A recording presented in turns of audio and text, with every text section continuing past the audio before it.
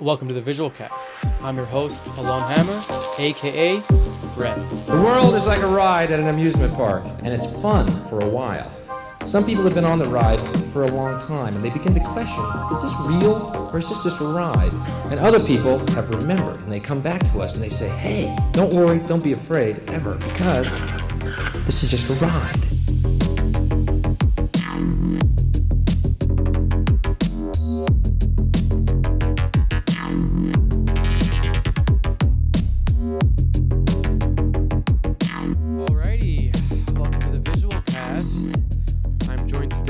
Special guest, really lovely and kind human, who also happens to be an exceptionally talented and high-level artist, who I've been kind of following off and on for a pretty long time, and I have just been. It's been hard for me to keep him out of my, out of my feed, out of my algorithm, out of my site, like in the past year or so, and I'm really excited to have him on because I think he has really amazing stuff that he does, and I'm super excited to get to know him better.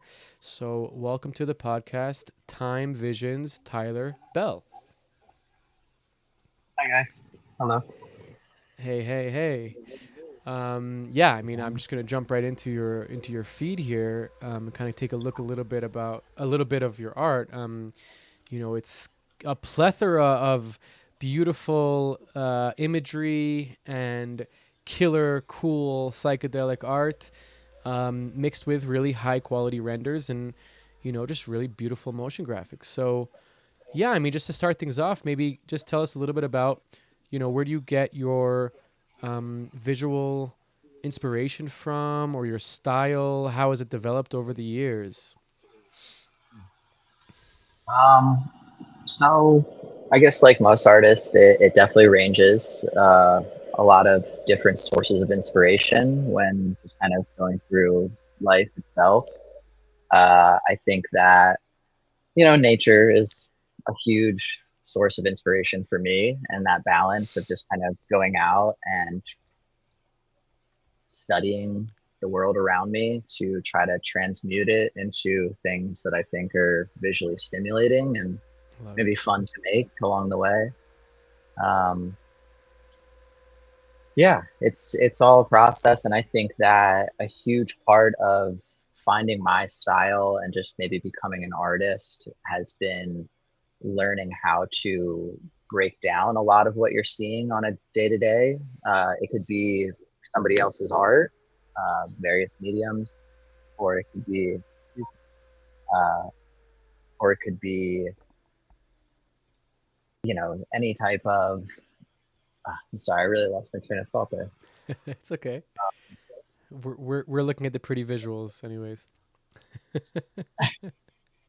That works for me. It's a big Transmuting. question. I mean, I kind of gave you a little bit of a little bit of an open-ended question here at the beginning. I'm sorry. Um, you know, Um, but drawing inspiration is a tough one to put your finger on. I think I just you have such a super like distinct style. I think it's evolving as well. Like I wouldn't say like it's been the same for a while, but your recent works, like when I come across them, whether it's in the MoGraph groups or whatever, like online, I just like I kind of see it that it's yours, um and that's a hard thing to get to. I appreciate that. I definitely feel like it's taken a good bit of time, right? I think early on I couldn't keep myself from experimenting with a lot of different styles, softwares, aesthetics, and that I think all in all paid off. But for a long time, created a lot of it just added to the imposter syndrome. I was Mm. taking the more jack of all trades route, and Mm-hmm. I think it's again paid off in the sense that I feel like I have a large toolbox at this point, and it helped me just try out so many different things and eventually figure out what was working for me and what was working for, I guess, my audience as well. It plays Mm-hmm. into it. The Mm-hmm. applications that it was being used for have changed. Mm. Um, and slowly just kind of gotten dialed in a bit more. I Hmm. think just slowly learning how to pay attention to the abstractions of life, and then again just kind of transmuting that into art, and Mm. slowly just figuring out what aesthetics are, when you just look at it and it gets you excited. That's a really Totally. cool thing to experience as an artist, is to have a piece of work that Totally. you created just for you, and it genuinely excites you in the way that when you look at other people's art and that excites you. So just chasing For that sure. feeling and letting that kind of play into the instincts. I love that. I mean, what better way to know that your shit is good than for you to be like, "Oh, damn, that's cool." Like we as Genuinely visual liking artists or it. VJs kind of get to see visuals all the time.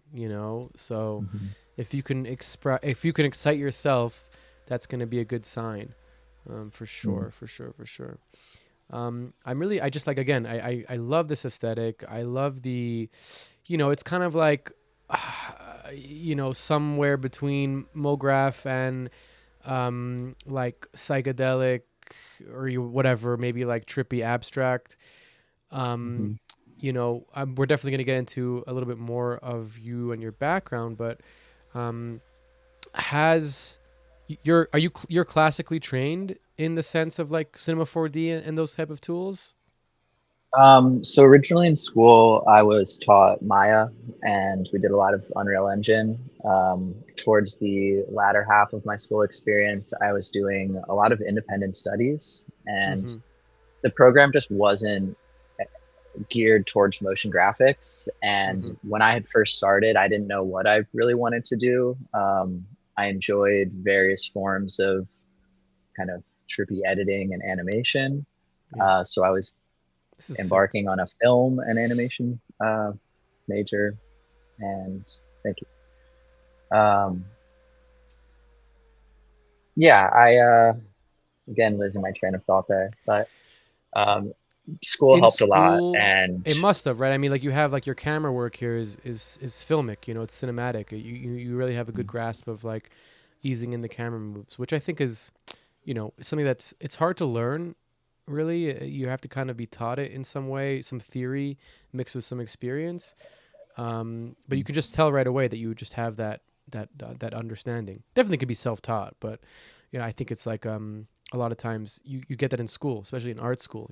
It's like Mhm, a camera work is like a classic thing to learn. Um, mhm.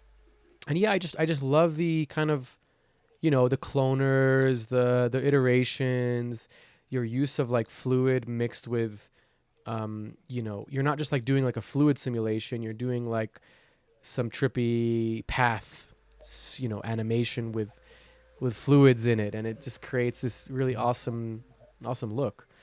You know, yeah. I mean, we can just dive into it right away. Like when you went to, you grew up in Philadelphia, or you're from Philadelphia, or you grew up, I guess, Right close to Philadelphia. You were saying to me. close to Philly, right outside in South Jersey. So I'm like right over the bridge, probably 20, Nice. 30 minutes away. And that's still where my Hell yeah. parents live. So frequent there. Nice. But yeah, Philly's been home for about 10 years now. Hell yeah. Were you always kind of artistically inclined? Like, did you know you wanted to go because you ended up going to school for animation and film? Did you kind of have that trajectory from a young age? What is your childhood, teenagehood background with art? Um, so it ranged. The end of high school, I had no idea what I wanted to do. I definitely had an interest in art and things that looked cool. Mm, But at that point, I had no idea. Um, Leading up to it, art was definitely a theme in my life. When I was younger, my mom pushed me to do various types of like not animation, art courses, that's anything cool. from painting or drawing to Is whatever. she an artist? And she is a photographer. Okay. She So started yeah, doing there you photography go. later in life, a little bit more on the conventional side of like portrait Okay. photography and things like that. Um, but she definitely has a lot of creativity and Mm, yeah, I'm grateful to have her in my life, and just the Beautiful. other knowledge that goes hand in hand with photography is obviously like really adjacent to everything that I've been doing. For Um, sure.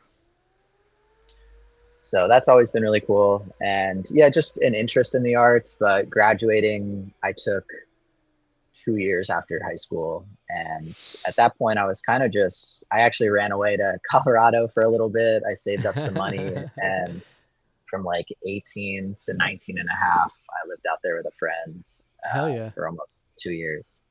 So it Fuck was yeah. cool. It was before I was really in the scene at all. I think at that point I didn't really even know who Tipper was or anything. Right, So right, right. the What scene is the out in scene? Denver was I didn't yeah, it was all just going on.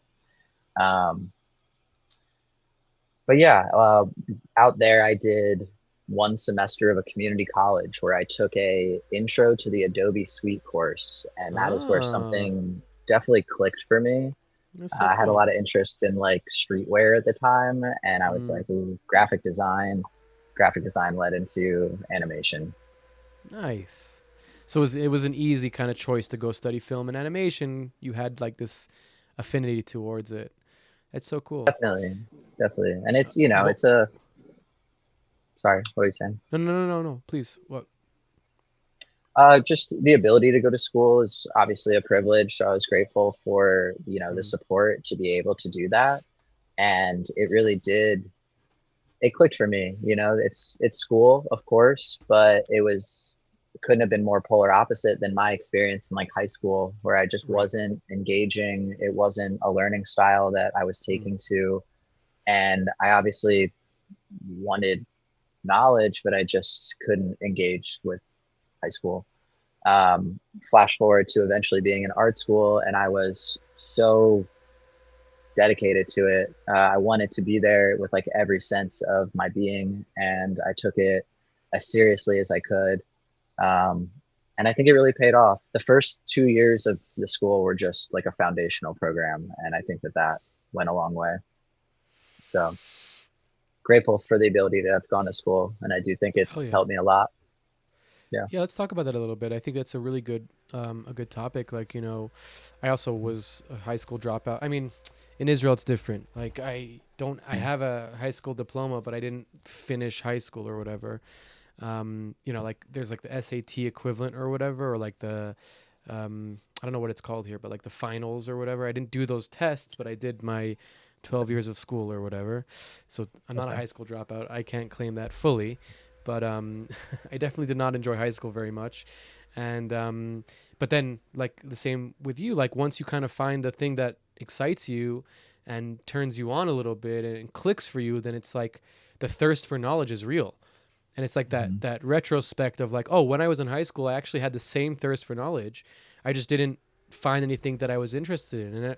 And when I think Mhm. about it, like the classes that I really loved in high school, or the ones that like the only ones that I can remember, were like the topics that still interest me today: psychology, biology, things like of those nature. But it was Mhm. taught in such a dry and not engaging way that it was like, nah, this is all the stuff that I'm learning here is useless, and I don't need it. Um, I think that's a shame. I really. Um, I was with my mother this weekend, and she was we were talking about growing up, and she was mentioning to me that she's so upset that she never found a good school for me because she thinks that it would have been Mhm. better. And like, what if kind of thing is like such a waste of time, but it's more like I do see like the importance of finding the right type of school for the right type of kid, um, and how that can really make a big difference. Was it difficult for you to like come to terms with going back to school when you had such a negative experience in high school? Um, I think that once I realized that it was kind of what you said before. The knowledge, the interest and thirst for knowledge was always there. I just didn't fully understand it. And once things kind of like aligned, it was just a pure excitement. Mm, I started to just kind of plan out how I could get there. And I knew that once I was in some type of program, I'd be like really enjoying it. And it's nice to make a decision. I think it was one of those first decisions I made as an adult, you know, where this is like a huge thing for me, and in Mm-hmm. like a larger systematic thing like further education, you're choosing to do it rather than be forced. Mm. And Yeah, the I think choice that is a goes a big long aspect. way. Yeah. I think, you know, a lot of people in our field, I think it's common that there's some sense of a lot of shared ADHD and neurodiversity and things of that sort. So it goes, makes sense that there's like a common conversation about like high school and Yeah. conventional public school teachings just not being a good fit. Yeah. So it's hard to want to change a system that I guess works for, you know, more of the masses. But Well, I agree. I've had arguable. similar conversation. Yeah, I arguable for sure. Yeah, another conversation. But you know, the sense of someone like a parent, my parent, talking about wanting to find a school that was more specific, and Yeah. it's great to think about in hindsight. Obviously, it is what it is. But in theory, yeah, I've always had that concept too. That if somebody just helped showed me, but maybe I just would have rejected anything that anybody I was was pushing too hard that's towards. that's kind of what So I felt. It's like even if I went to a good school, I was such a rebel and so anti whatever the establishment, whatever it was at that age, I would have just been like F you. Maybe even more mhm, so. And maybe even like, you know, in a way that it's like all even the alternative thing was viewed as negative, so that when I go to do art school, I would have been so against it. I don't know. Who knows? Um, yeah, yeah, I just it's just such an interesting thing because you know I feel like you said, like I have such a high thirst for knowledge, and like I really love learning new things. We were talking before about the dangers of social media, and we're definitely gonna talk about that later. But whenever I can get off of that garbage and go to like a better garbage on YouTube, you know, I spend a lot of time learning things and you know channels that are teaching me things, whether it's too much politics probably, but like you know a lot of science and you know social things and cultural things, and really like the more and you know it's always given to you in this very like palpable kind of way that's not like you're challenging your mind but not to the level that it's academic, but you're getting academic information, you're getting high level information. And I feel like if school could be that kind of YouTube video that would be awesome, you mhm, know, like if Veritasium could teach me high school or whatever, Vsauce could teach me high school, that would be great, you know. Or like you know if Channel 5 could give me a civil studies class, that would be great. um, yeah, so yeah, I mean you know I think that it probably it probably will somewhat kind of mismatch into that. Like, you know, my kid, when he goes to high school, is probably going to interface with some sort of digital thing. Even if it's like a human teacher, there's going to be like, okay, class, watch this video, you know, and that video is going to mhm, be from Veritasium or whatever, you know. It feels like that's like the only logical conclusion if the world is still if still revolving in 15 years. Um, yeah, and I wonder if that's gonna make like a better, you know, like we're not we're smart, you know, like we're okay, maybe not smart, but we're like educated enough that we can have a conversation and we can learn a software and we can understand, you know, like concepts of math inside of those softwares. You know, we can understand theory of color and light and all these kind of things. So, okay, we didn't have to like get good high school education for that. You know what I mean? And I've spoken to so many people that are like high level, super smart coders or scientists, and they sucked in high school. You know, so it's like, mhm, you know, what are the actual benefits of that period of time? If it's not education, then what is it like? You know, social interaction. You know, understanding the system a little bit more, and then it's like, well, that seems like a really lot of time spended on learning those things, you know, where maybe you could learn a new skill or you know or get into or finding the thing that you like to do earlier on, you know. um mhm. it's awesome that your mother pushed you into the direction of like taking classes. I think that's really important, right? You know, finding out that you like something earlier in life is so beneficial. Um, Even if it's not the thing that you end up doing, you know, like just having a passion when you're a kid, that's, it could be sports even, it could be something physical, you know, but like having that thing that like really is exciting and pushes you and teaches you as a kid is like, I think critical as adults, you know, to have the same type of drive.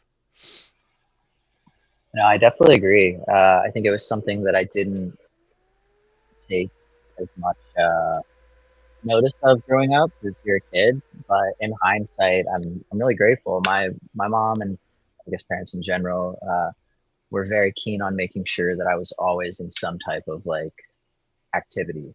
And it's exactly what you're saying. You know, it's one, helping a child find the things that make them really excited, as well as just keeping a kid occupied and helping them build structures and social dynamics and Mm. just routines.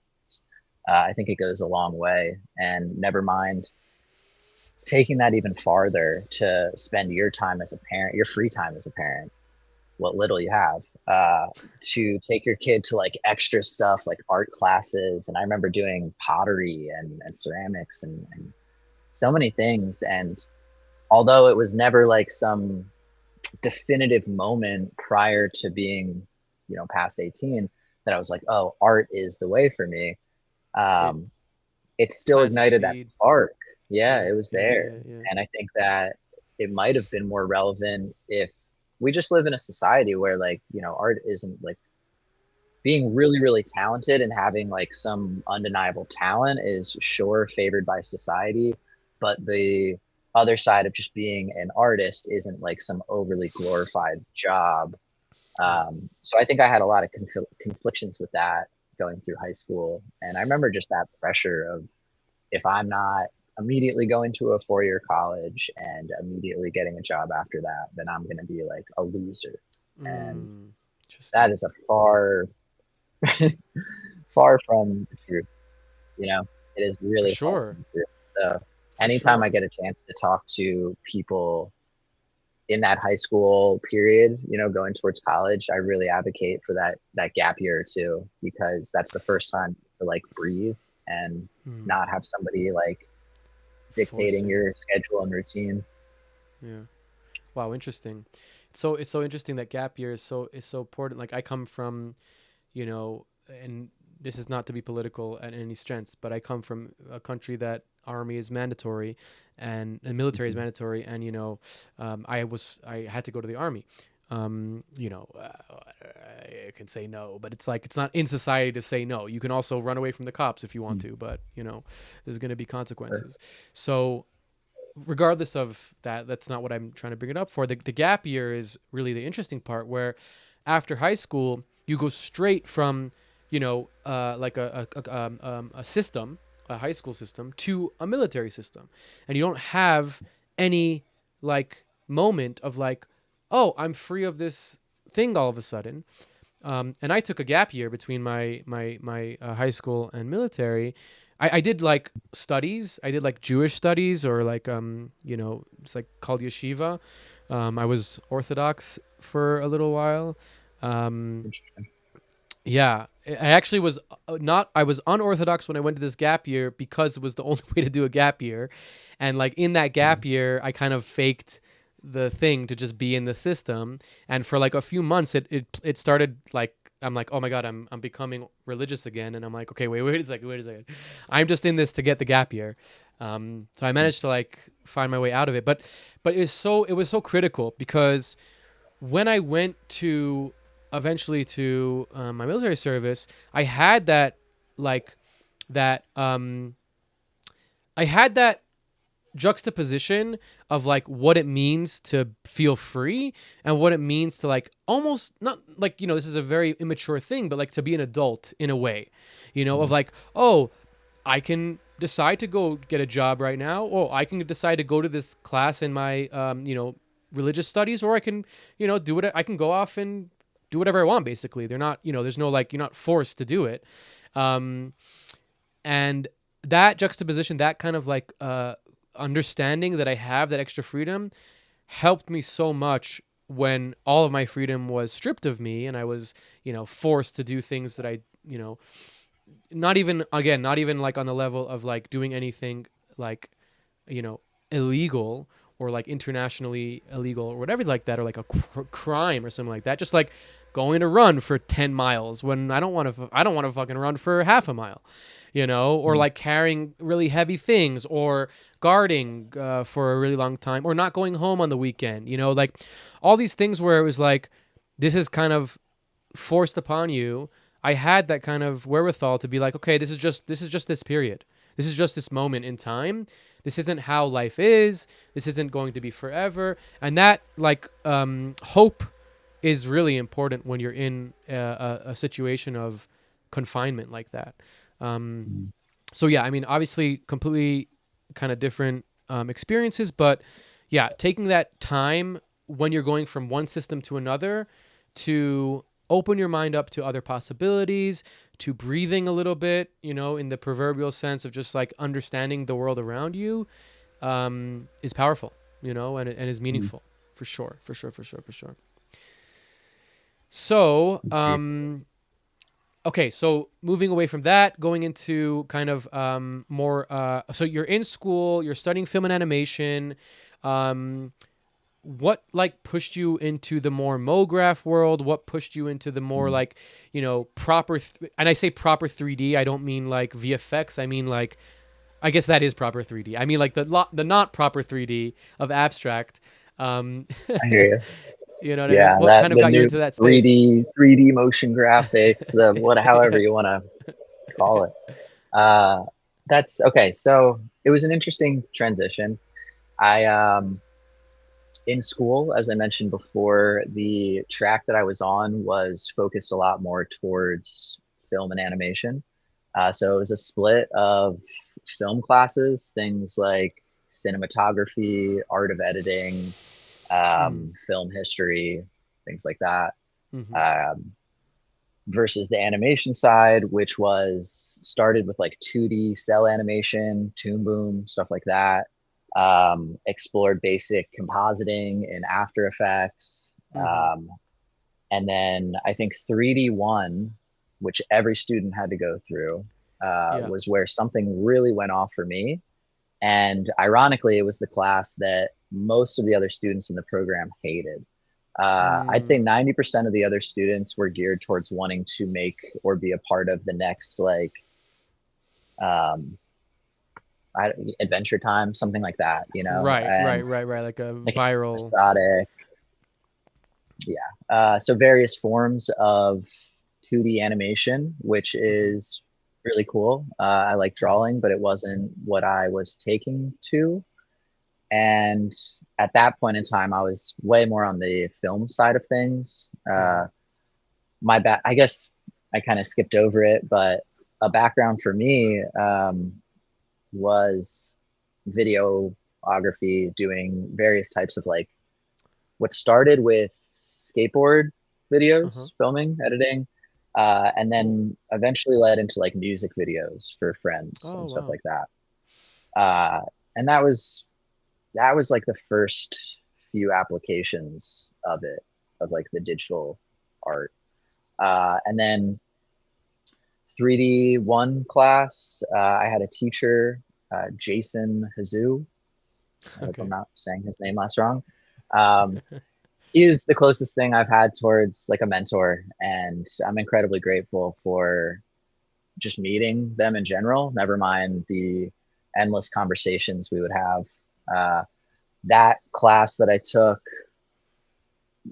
it really changed my perspective on 3D art, 3D Mm-hmm. animation. Mm-hmm. Um, Jason is, older, and I would say compared to especially like the tipper scene and things like that, he's very clean cut, Mm-hmm. professional. But Mm-hmm. his art is really loose and silly, and he put me on to a lot of concepts. And again, just with that newfound perspective that even though it's goofy and silly, it's also serious, and you can get like paid to do this or make a career out of it, Mm-hmm. or something in between. Mm-hmm. Um, he would show me some of his work, brief projects he had done for little Adult Swim blips and stuff like that. Cool music videos that he got to make goofy animations for, and just started to open up this well of information, softwares, artists, shows, movies. It was infinite. And I just started to spend as much free time as I could, like with him in that room. So all of my lunches was just like him showing me YouTube videos and stuff, and me trying to show him things that I thought were cool. And he would just be able to like reverse engineer anything I thought was cool. And that, helped me a lot as a young artist. Just really shined the light in so many different directions and just gave me this full support to say, like, go have fun, play in the dark. He introduced me But holding your to hand while you're in the dark, right? a degree, in a very healthy way. Right. Right. Not too much though, but in a good Okay. way. Yeah. Um, this, yeah. So I guess just transitioning out of the conventional animation program that was going on at UArts, I started to almost get frustrated with some of the classes because I just felt like they were really not applicable towards what I wanted to be doing in the future. And as I started to get more into like the performing side of things, there was no support for that. There was no concept of anybody talking about like a VJ or anything close. So that felt conflicting. Again, I that's why I'm really grateful for the support that I had from Jason and a few other teachers. But that really went such a long way for me to feel confident into exploring these more esoteric aesthetics, and learned a lot. So from there, the independent studies was just me creating small one semester's worth of a curriculum to learn about a topic that I was deciding on. So I would have to get it all approved beforehand, and it would be for a varying amount of credits.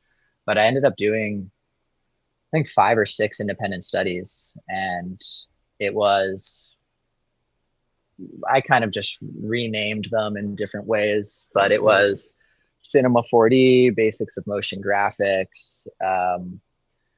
I did a touch designer one, an audio reactive one, just various other things, ways of renaming a similar style of work.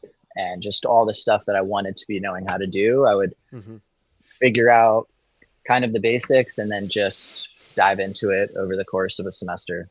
And that was when it really all started to come together. Fuck yeah. I love that. I love having that that guy or girl or whatever who is like, the older figure while you're in a place of wanting to learn more and open to like, exploration, experimentation.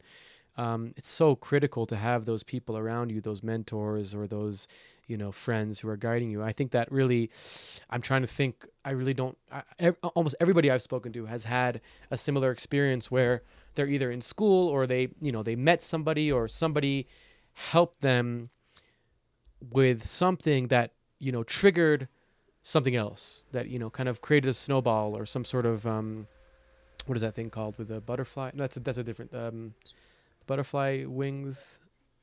Butterfly effect, just one Butterfly thing effect. The butterfly affecting, effect. a change of reaction. The butterfly thing. A chain reaction. I think it's so critical. I think in our rising as creatives or artists. You can always have a person to emulate. You can always have a person who inspires you. But when you have somebody who's like lighting the flame right under you, it's a different effect, and it kind of like really helps you get into a faster place. So super interesting how you got into that field or that realm. What got you, like, what went from that into VJing, visuals, and real time? Because those are like, obviously they're adjacent. We're talking, right? You are adjacent in Mhm. those things, but they're not necessarily many motion graphic artists and 3D artists are not VJs. Um, so yeah, how did you get Yeah. into those kind of things and piggyback that onto also real time? Like, how did you find Touch Designer and those Mhm. kind of things? Okay.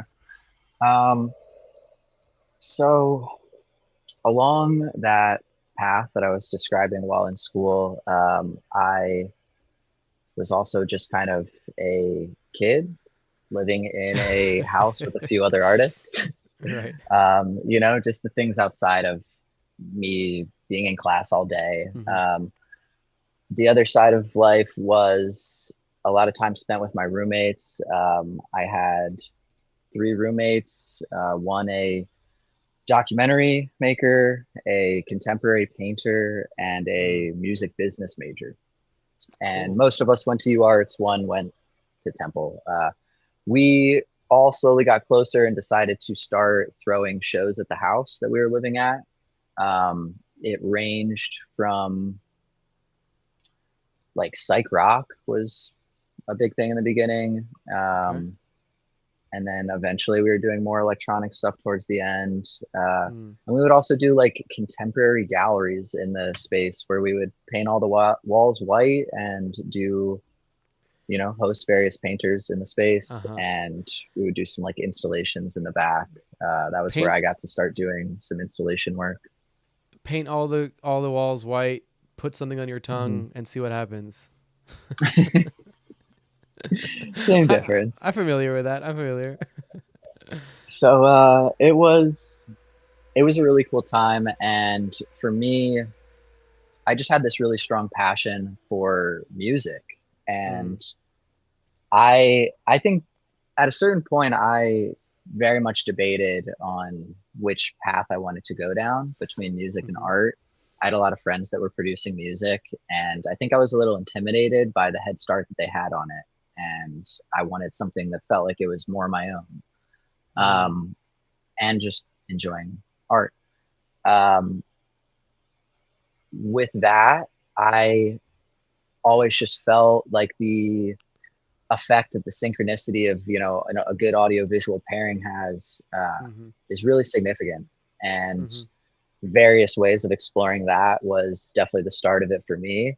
I would make these like hour-long mixes in Hmm. After Effects or Premiere, and Mm-hmm. it was a mixture of like I would do a lot of found footage editing, and then some of my basic animation work would kind of just get layered in, and that was the start of it.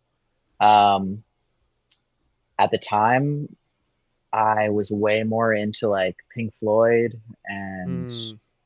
just other good psych rock. I Mm-hmm. wasn't where I was at now with like a lot of electronic music and like Mm. IDM and stuff like that. Mm-hmm. Tame Impala was just like that different genre.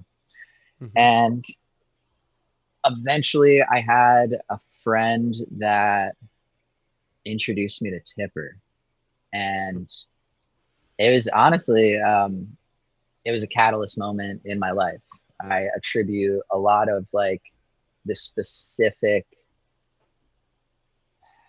turns that were made along the way had a lot to do with the inspiration that I found from Tipper's music, and then Mm-hmm. eventually the live scene surrounding it. Mm-hmm. Um, it took me a long time to engage with the festival scene. I was super intimidated by it, and it just wasn't really my thing. Um, but I loved there was something about Tipper's music that was like really really special.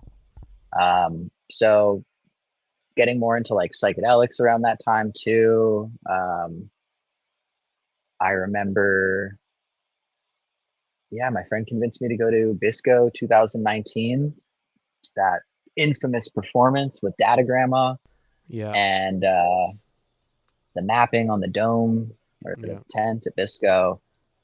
It really did. It's the birth of It, reaction diffusion, I think. I'm sure. I I'm think joking. that moment, that For moment all for of us. so many people For probably so many was, people. Yeah. Yeah. Yeah. yeah. Yeah. Yeah. Uh, so that event had a huge effect on me, where I saw this whole different application of how I could use this work that I was making and perform it live alongside these musicians. And that was just so exciting to me. And I started to chase that more. I got a Mm, license for Resolume, and it was a smooth transition from like the psych rock pre-made mixes to, yeah, just DJing and getting more into environments where DJing was like needed. So more electronic stuff. mm-hmm. Um, yeah, I think that's most of that transition it there into the actual performing side of art. Awesome. Okay, cool. I love that. I think that's a really awesome trajectory into things, and like not forced, very natural, very organic, and you can kind of feel it in your work and your trajectory in your career.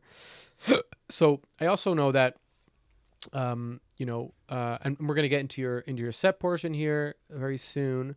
Before we get there, I want to talk a little bit about the real-time generative aspects of your art, and also the interactive and immersive elements, or I should say maybe the interactive. I guess I did say interactive, the interactive elements of your career, and what it is. Maybe give us a little bit of a rundown of what it is that you're trying to achieve, or trying to explore with the interactive sides of visuals and arts. Mhm. Um, well, so yeah, I guess I did a poor job of connecting it to the real time No, no, world it's in okay. that last That's what I'm here segment, for. but exactly. So uh, I think while in school, I had a few teachers that were starting to see that I was really devoting myself towards this path that was very left field from what any other kid in the program was doing. And while some of them were maybe a little annoyed at first, I gained a lot of support from some of the other ones. And I had one teacher bring up Touch Designer, and he was like, I see we were using Unreal Engine within the program, so he spoke towards the real time effects of Unreal. But he said if you're in this world of like VJs and performing live for concerts, you should definitely check out this software, Mm-hmm. Touch Designer. I was familiar with Houdini. I had not used it at all, but I was familiar enough with it that he referenced Houdini. Interesting. Common, yeah. So Houdini was built off of the derivative code that was used to make Touch Designer probably like 18 years ago now, and that's why there's so many similarities in their interfaces and just softwares in general. Mm-hmm. Um, so he said, if you have interest in Houdini, you should check out Touch Designer. It's a little bit less intense and has some applications in the live performing world. Mm-hmm. Um, I spent probably 6 months after that talking about Touch Designer and being really afraid of it, Yeah. just What feeling is like this? the nodes were gonna they were Yeah, gonna win, and I yeah, I wasn't gonna be able to handle a workspace like that. for sure. Eventually, I just dove into it. Started with a few tutorials, and it all became a lot more fluent. Um, I started to find my comfortability with it pretty quickly, and fell in love with the software Mm, very, very fast. mm-hmm. Um, so Touch Designer was definitely my first real bridge into the real time world. Unreal Engine did exist before that, but I just didn't see it. It wasn't being presented to me for that reasoning. It was being Mm-hmm. presented Mm-hmm. as a game engine, which is, what it's designed to be. Right. So I wasn't like, oh, I can use this to VJ. I don't think that would have been a real aspiration at that time with my technical abilities, Mm-hmm. or just a little bit more convoluted than necessary.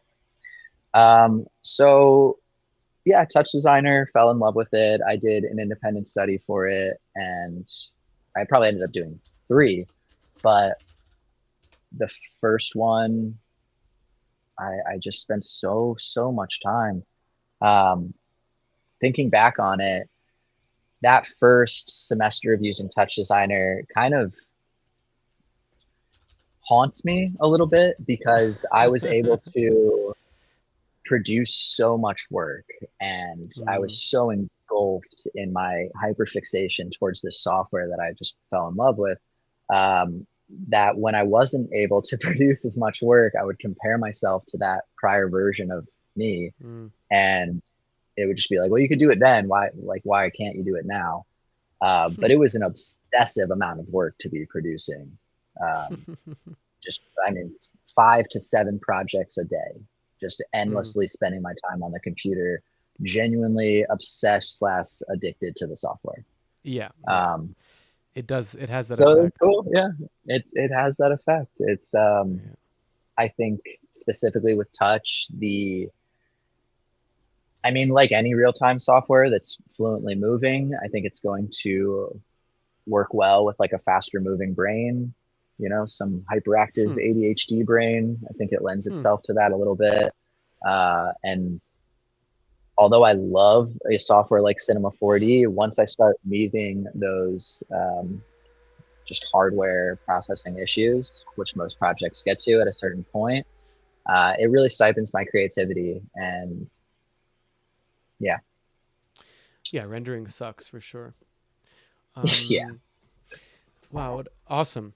And your foray or your interest, your pretty. I mean, tell me. Correct me if I'm wrong. But your more recent interest into interactive is kind of are you a callback to this, or are you just kind of embracing now that your touch designer chops are higher, are better? Are you kind of just embracing that and kind of trying to marry those two worlds together? I think that is what it was. Funny enough, I think a lot of the interactive stuff has kind of taken a backseat in the past year, maybe. It was Okay. when I was finishing school, I was probably spending the most amount of time on it. I engineered one of my theses to be this real time touch designer project that it was a mixture of like a Connect feed and some feedback, and it had a Xbox controller that allowed somebody to control all the parameters, and then obviously the Connect sensor mapping somebody in real time. Mm-hmm. Um, that was this ongoing project that was me trying to marry everything, Mm. and eventually turned into this first prototype for something I would bring to like festivals and stuff like that. Um, and it was not anything new completely in the world of psychedelic motion graphics, but my version of a psychedelic mirror utilizing a Connect sensor. And Gotcha. yeah, so that was my first real project with interactivity. But in school, I did an independent study that was, I think I did two that were interactive. Um, just exploring all different types of sensors that touch designer can use, and how to like actually utilize that data into Mm-hmm. various installations, seeing what other people were doing in this world, and just learning a lot more about like XR experiences in general. I think that was another thing that just started to excite me a lot. um, just being able to curate outside of just the screen, Mm. being able to have more of effect on the entire environment and Right. The atmosphere. physicality. Exactly. So Mm. just drawing the people in more, and then components of engagement throughout the audience, I think, is where I was starting to chase various forms of my artistry outside of VJing, because I think that just has a lot of limitations and like boundaries. They're obviously not like real, but I think you get boxed in a lot with the term VJing. Mm. So this was me wanting to explore more of like, I'm just an artist. Yeah. Um, You have all these tool sets, you have all this style, creativity, and a vision, and here are different ways you can kind of apply them to an audience or to some sort of interaction. Um, okay, I want to move on to one last topic here before we get into the set. Just one correction I wanted to make. The relationship between derivative and Houdini side effects. It's actually the Greg, the main developer and founder and genius behind Touch Designer, was one of the early developers of Houdini before it was Houdini. It was just, I don't know what it's called. It had a different name in side effects. And he was one of the people that developed Chops, which still exist inside of Houdini, and a few other operators that are very persistent in the Houdini environment. But he actually left side effects before Houdini was Houdini. So it was kind of like they were building a 3D software of some sort. There's a name, I can't remember the name. And he left before it became Houdini, but it retained all of those things that he implemented because they were so fundamental to graphics and procedural 3D. So just okay. So small maybe I had a bit of correction. an oversimplification of that Yeah. transition there, but thank you. That's For sure. And then, okay, so then the next thing, you mentioned to me that you've been doing some R&B shows. I'd love to just kind of, just give us like a little bit of a taste of what it's like, and how it's been. I'm imagining it's very fun and enjoyable. Just give us a little bit of that. yeah. So I work with a company called Colors Worldwide, and they throw a show called R&B Only. It is just as it sounds. It's R&B music. We play the hits, and they've been doing it for 10 years now. So it's a really established series of shows, and they are a great production crew to work with. They own all of their own gear and uh, throw decent sized shows. Most of them range between, I'd say, 1,000 to 4,000 people, um, and they run a really tight ship.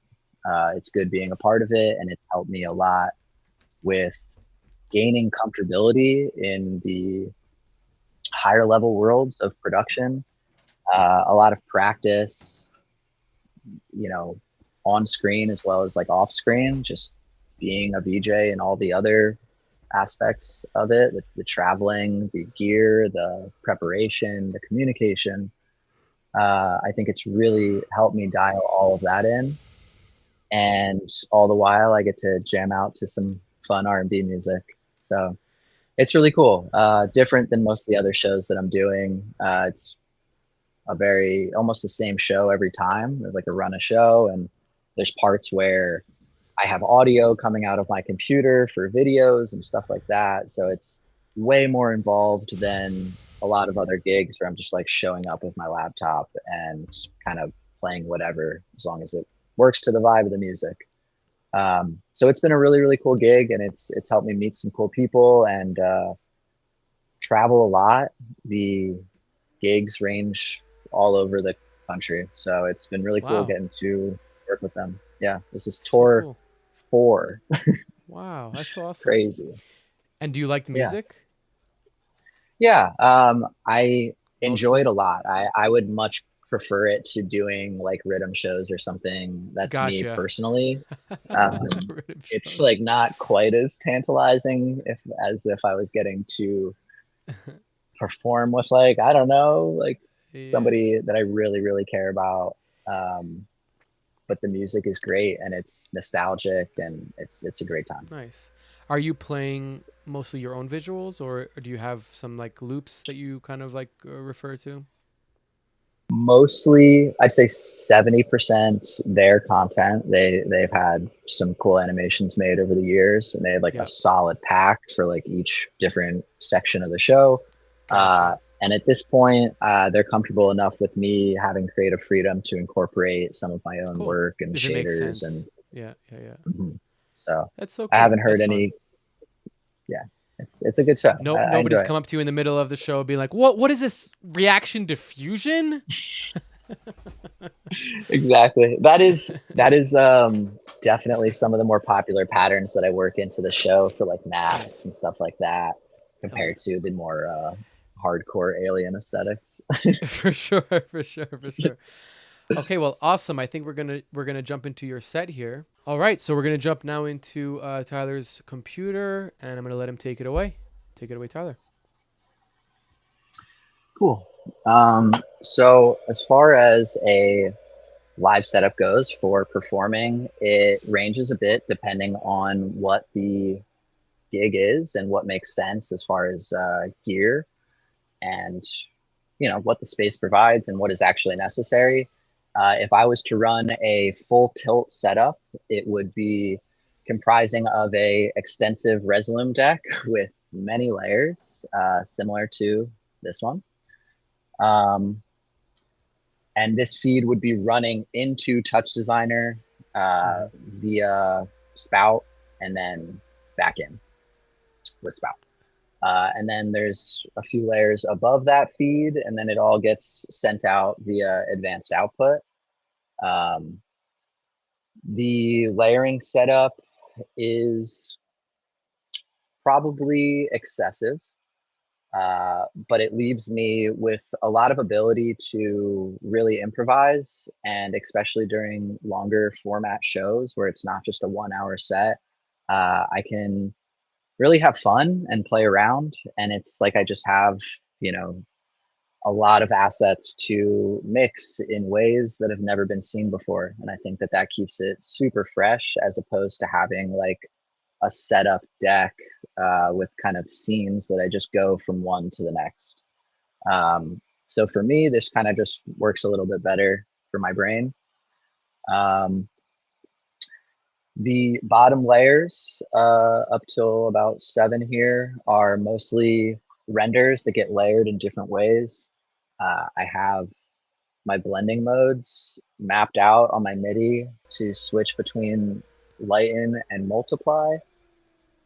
I don't know why it's going to jitterbug. That's just Resolume trying to make me look bad. Um, but yeah, rather than having one mode consistently set up for masking or something like that, having the button mapped out there helps me use content however I see fit. Um, from there, there is probably some layers that are extra at the moment, but we have this one kind of like feedback masking layer. So this is a bunch of high contrast black and white masks that are used to mask out the feedback beneath it Nice. to get some really cool kind of stuttery effects. You start to combine that in with like other composition effects and you get some really cool stuff. I have a bunch of these clips mapped out to keyboard keys actually because I'm out of buttons. Um, Above this is what I would refer to as my symbol layers. This is kind of like the way I have it in my head is the composition is separated into a star, our main character that gets blended on our lower layers, and then a kind of just additional story that's happening on top with these more minimal symbol layers. And then I can kind of go back and forth to use them as various like transitional elements and just helps to really create a different level of depth to the work. And it's just something that I enjoy aesthetically. Um, these top layers, I've set them up in different ways where they'll be on like autopilot and things like that. So I'm kind of just always getting something different. And they're organized based off of more or less their energy level. And yeah, it's a lot of ways to be able to use my assets and just keep them super versatile rather than creating set loops that just kind of rotate through all of these more minimal animations. From there, that's about all I have in Resolume. There's, compositional effects. I'm not going to get too deep into that. There's a feedback system, and that also has some effects on it.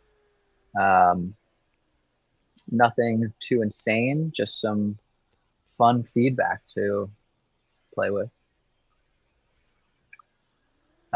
From here, Sick. I will, thanks. I will talk about my touch designer setup. So as I mentioned before, we use this video router here to send everything beneath it via spout into touch designer.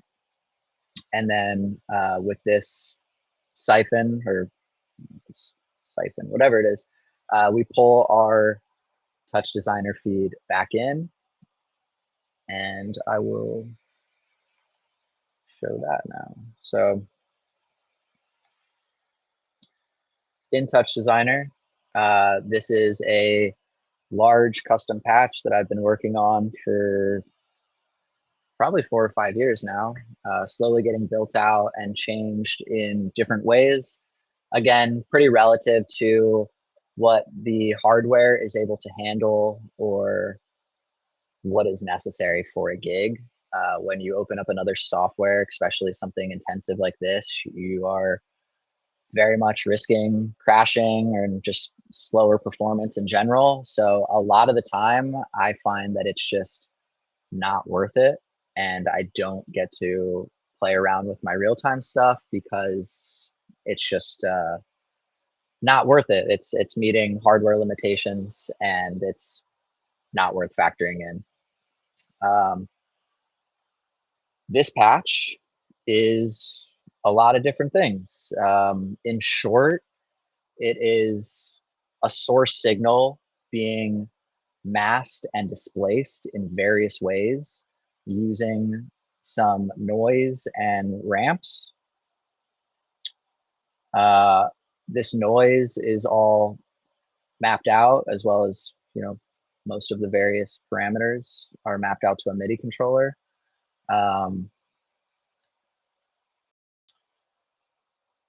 Yeah, this is our driving force for a lot of the effects, displacements, masks. I think it'll be easier if I maybe show an example with this. Damn, that's cool. I have a couple patches in here or base comps just from, it was like a TD shared thing that I found on GitHub. Nice. So that's what I used for this kaleidoscope here. Besides that, I think it's mostly all original stuff. I think the hardest thing for this patch has been learning how to optimize things properly to get the most performance out of it. It's kind of like a whole other thing to learn about within Touch Designer, as well as UI building, which clearly I don't have much of yet. But we'll take away our effects here. So we have our source. This would basically be our clip coming in from Resolume. And the first thing that we're going into here is just a basic kaleidoscope. That's all coming from our mask, but we can mask it. We have a few different masks. We can change the mask to those.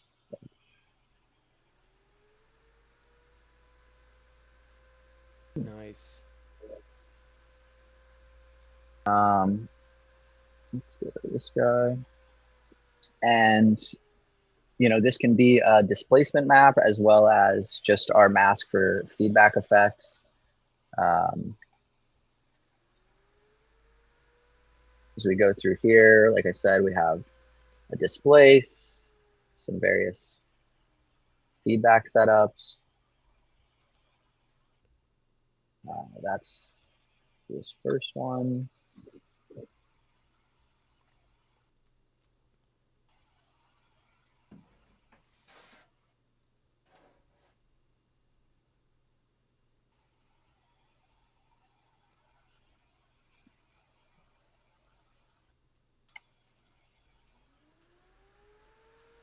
So they're all just kind of set up in different compositions for ease of mapping, and I think separating them just gave me a little bit more of the looks that I was looking for. Feedback can get pretty convoluted really quick and is a super sensitive environment, and separating them helped me.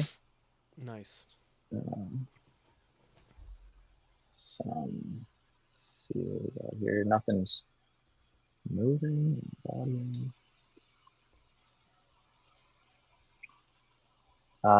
These lines on top is just a small 3D patch in here. I say Ooh small, la but la. it's actually got, yeah, it's got a lot going on. A Nice. few different shapes, a few different color palettes. It's all audio reactive Nice. and just a fun little motif to add into the chaos. Yeah.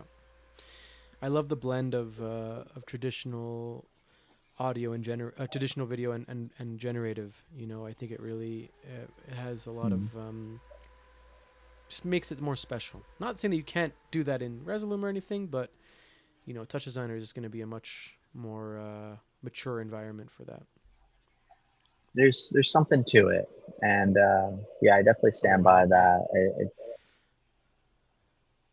It's got something. Melty. Are you are you a big GLSL like coder, or are you doing a lot of vibe coding? Like, what is your Um, I tried my hand at GLSL a few years ago, and I got minorly familiar with it. I was downloading some stuff off of like Shader Toy, and I was able to play around a little bit, but I wasn't taking to it the same way that I was the Node workspace. So I was mm, constantly just kept wanting to get back into that. mm, Um, I did a little bit of processing, but again, I'm super novice. Just kind of have some fun code that I've downloaded online that I'll play around with. And then Python expressions would be what's most notable for me. Again, it's super limited, but most of it is done through just like visual scripting. I mm, could probably take more advantage of a lot of the GLSL that already exists online. yeah, And I think I used to before more. And yeah, I don't know. There's only so much time, right? I'm just constantly doing something. that's for And sure. yeah. Yeah, Uh, but there is a part of me that kind of wishes I had a stronger foundation there, mm, specifically with GLSL. mm-hmm. Um, so yeah, back in here we have another displacement. That was a fun one. Using various feedback networks like to create displacements. Using this as a displacement map. Um, more more displacements. It's just a lot of displacements. Here's a cool little point grid setup. Yeah, that is mostly it in this bad boy. Okay, here we go. Yep.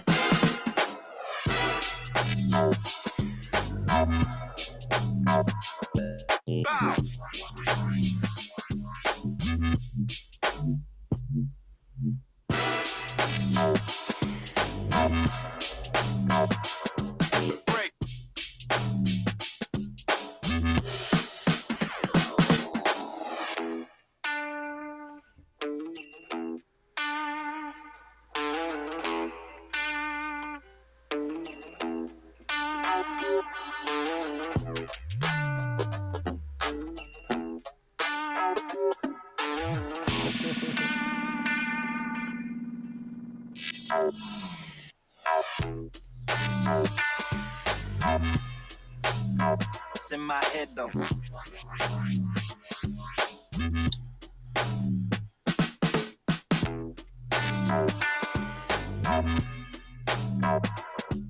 What?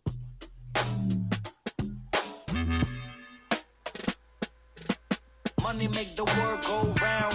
Money make these hoes go down. I swear it's ridiculous.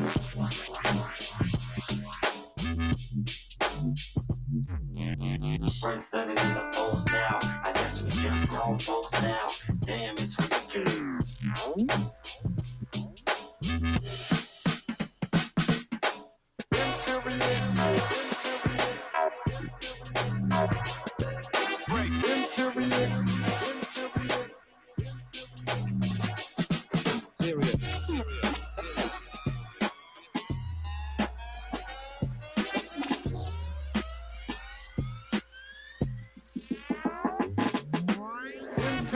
Crocodile alligator. I drive a Chevrolet movie theater.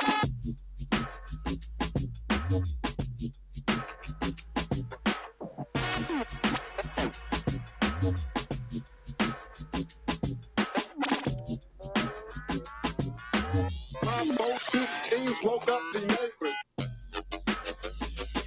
Sick.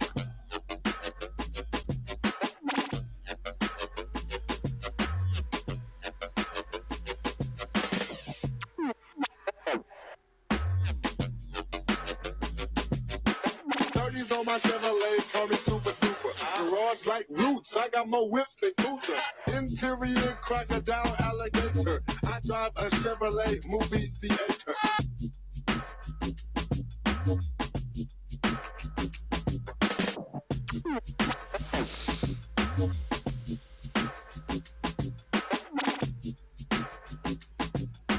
My 415s woke up the neighbors.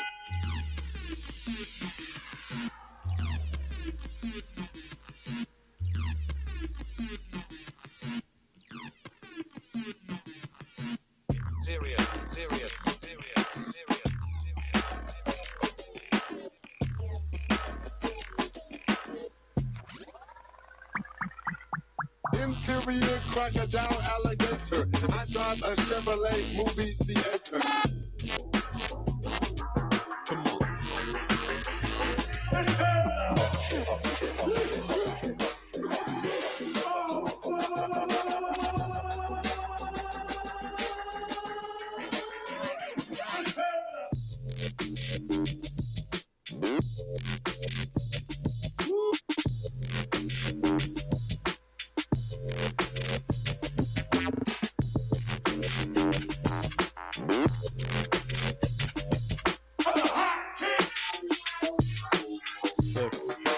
It's time for the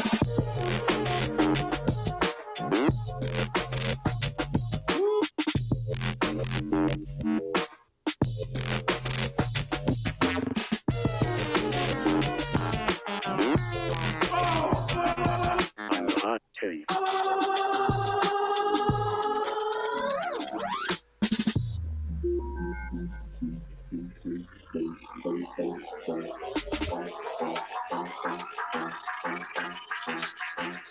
It's time for the hot shit, for the hot king and shit.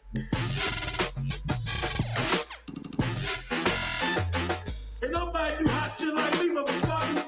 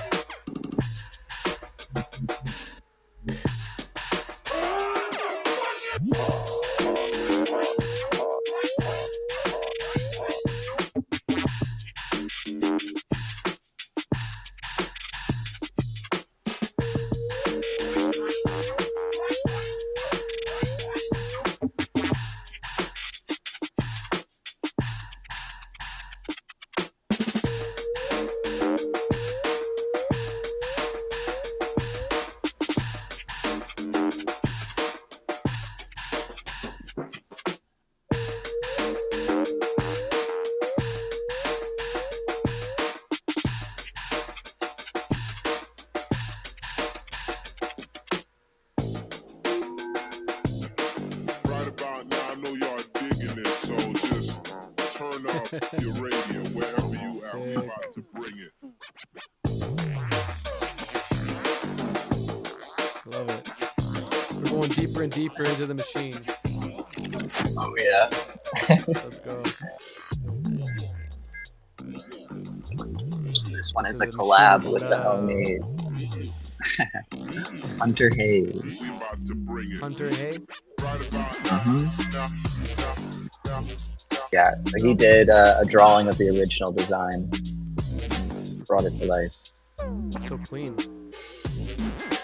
Thank you.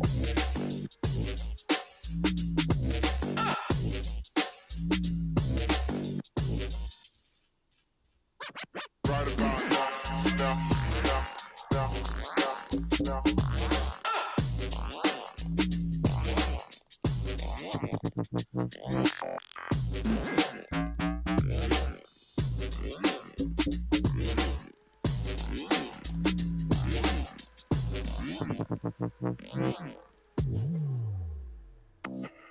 Right about now, I know y'all digging this, so just turn up your radio wherever you at. We about to bring it. Right about now.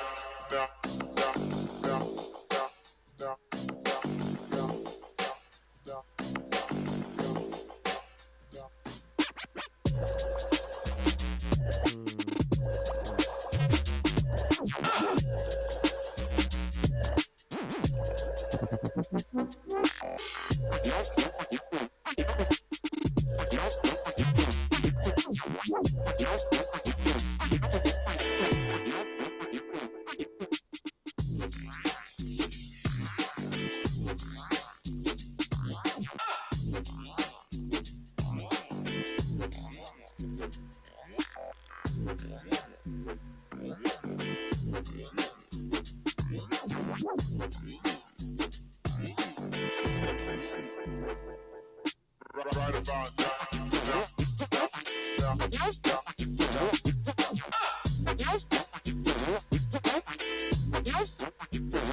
we about to bring it.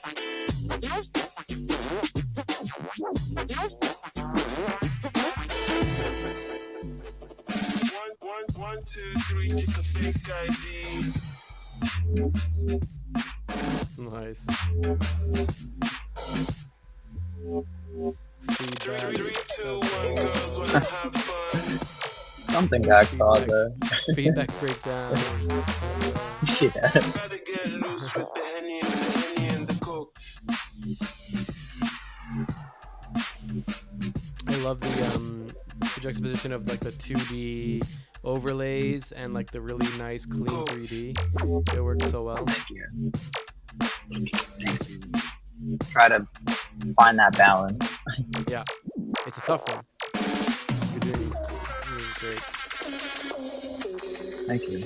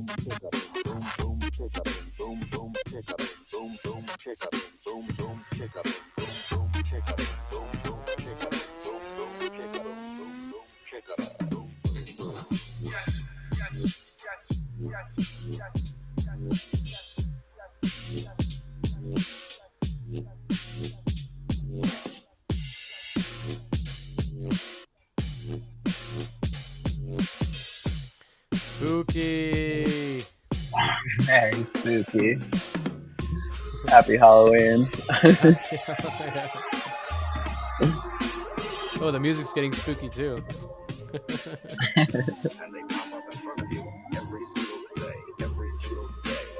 What are we listening to, by the way? Just out of just shout out. Have you This died is recently? Detox Unit. Holy shit. Detox Unit recent works for. Sweet. This is their original mix. Correct.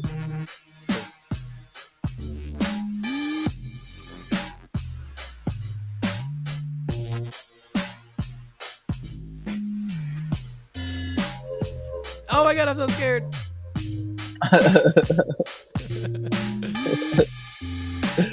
Oh no. Oh no. Oh my god. So this is all Unreal. You Yeah. could probably tell. Hell yeah. I mean, it's very fast paced. It's hard to tell actually. Very good, nice work. Thank you. This is beautiful. I love your whatever you want to call it, your entities. Thank you.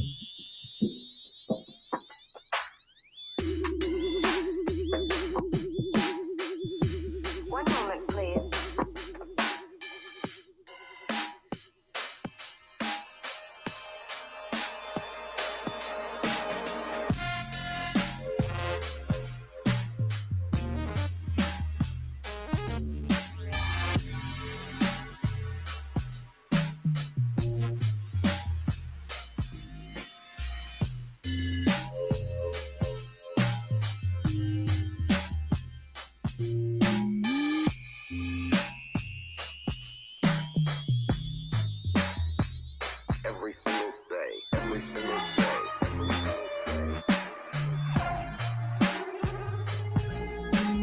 Collab with the boy Droid.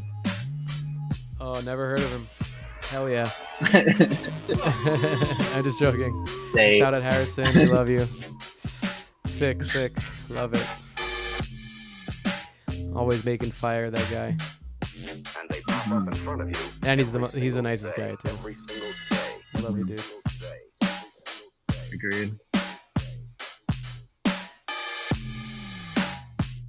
Nice.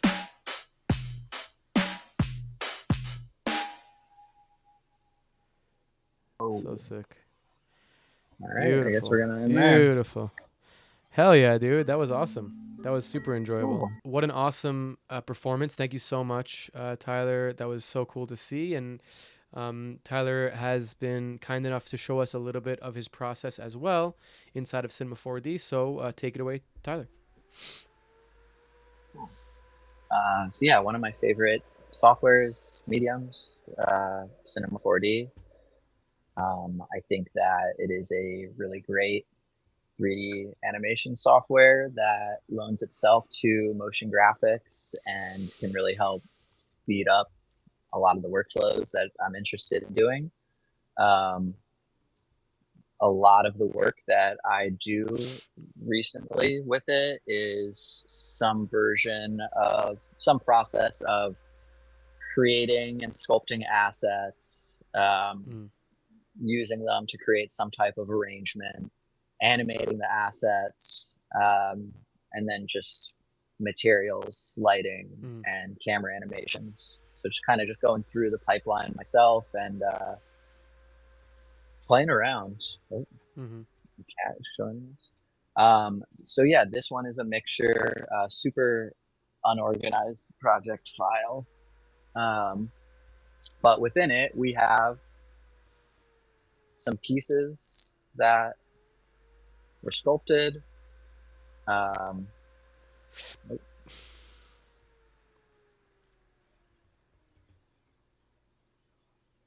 So sick. And most of these are coming from, I mean, this one's like a shape that's just has some sculpting done to it. But these other ones are a combination of like splines and like spheres put into a volume measure, and then to add some finer details. The native sculpting tools. Mm-hmm. From there, arrangement and materials. Um, has some air in it as well, but not sure. Two different versions of this project file, and the newer one wasn't opening, so there might be a few things missing. Are you using Octane or Redshift? I use Redshift.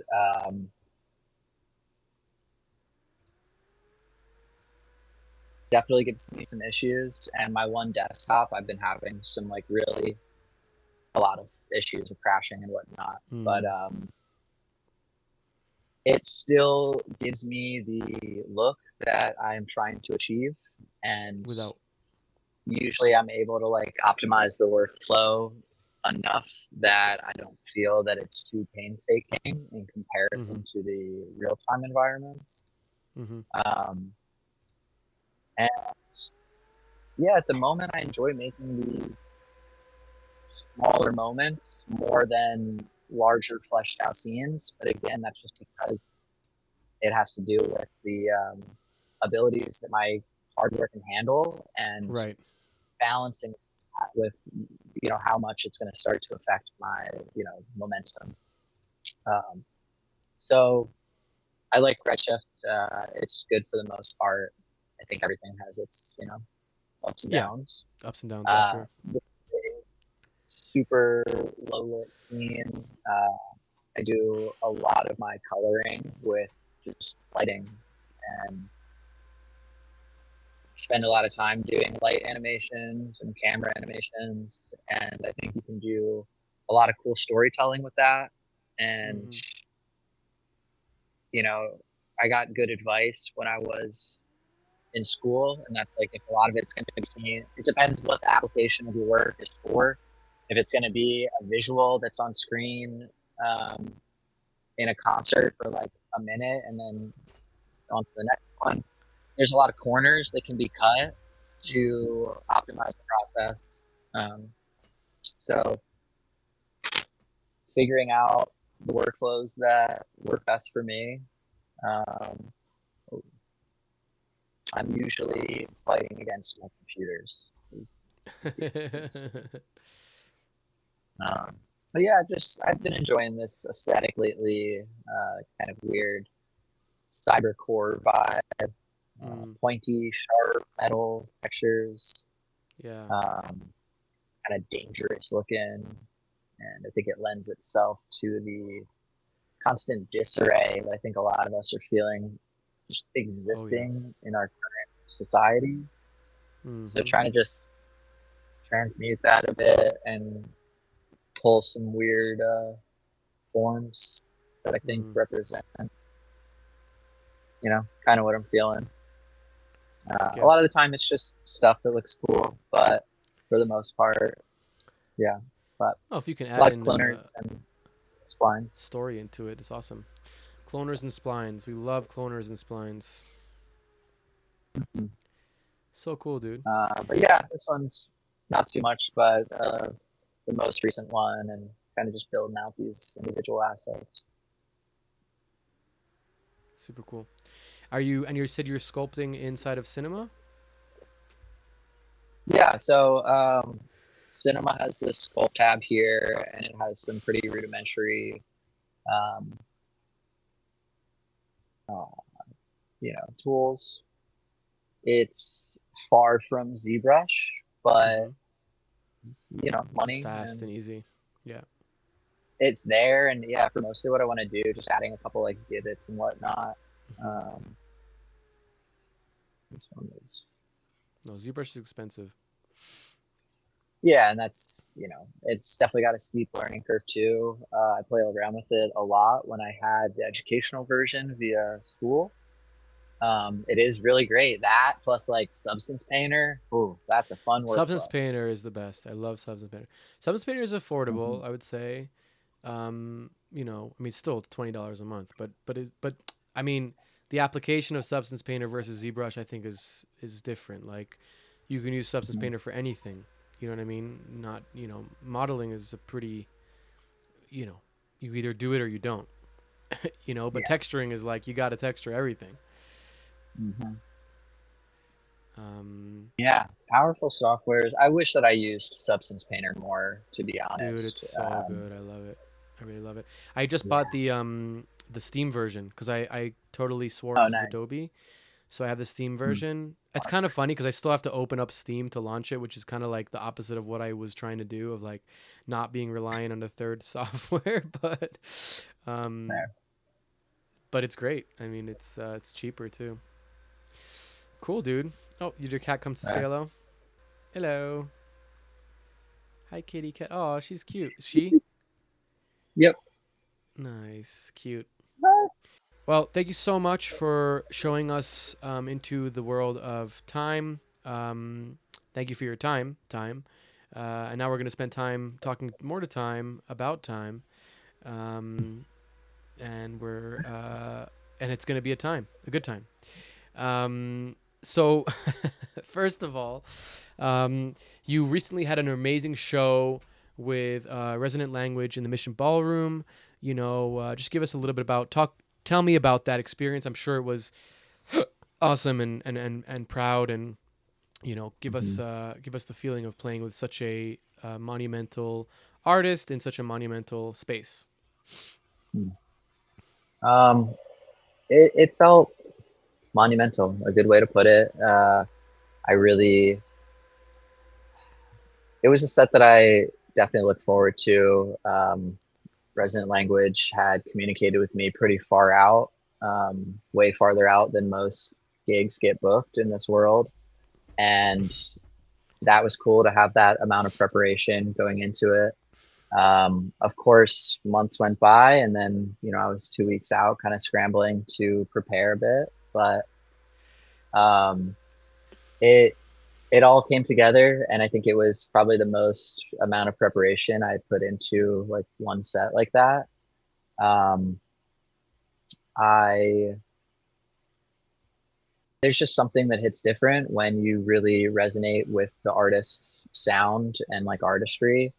Some of the first big gigs that I did, there might have been a good sized room of people, but because I didn't really identify with the musician, I didn't really have any nerves for it. And you just don't, a party doesn't care as much. It just feels like a job, and there's pressure, but it's a job. Versus something that is rewarding in its own way.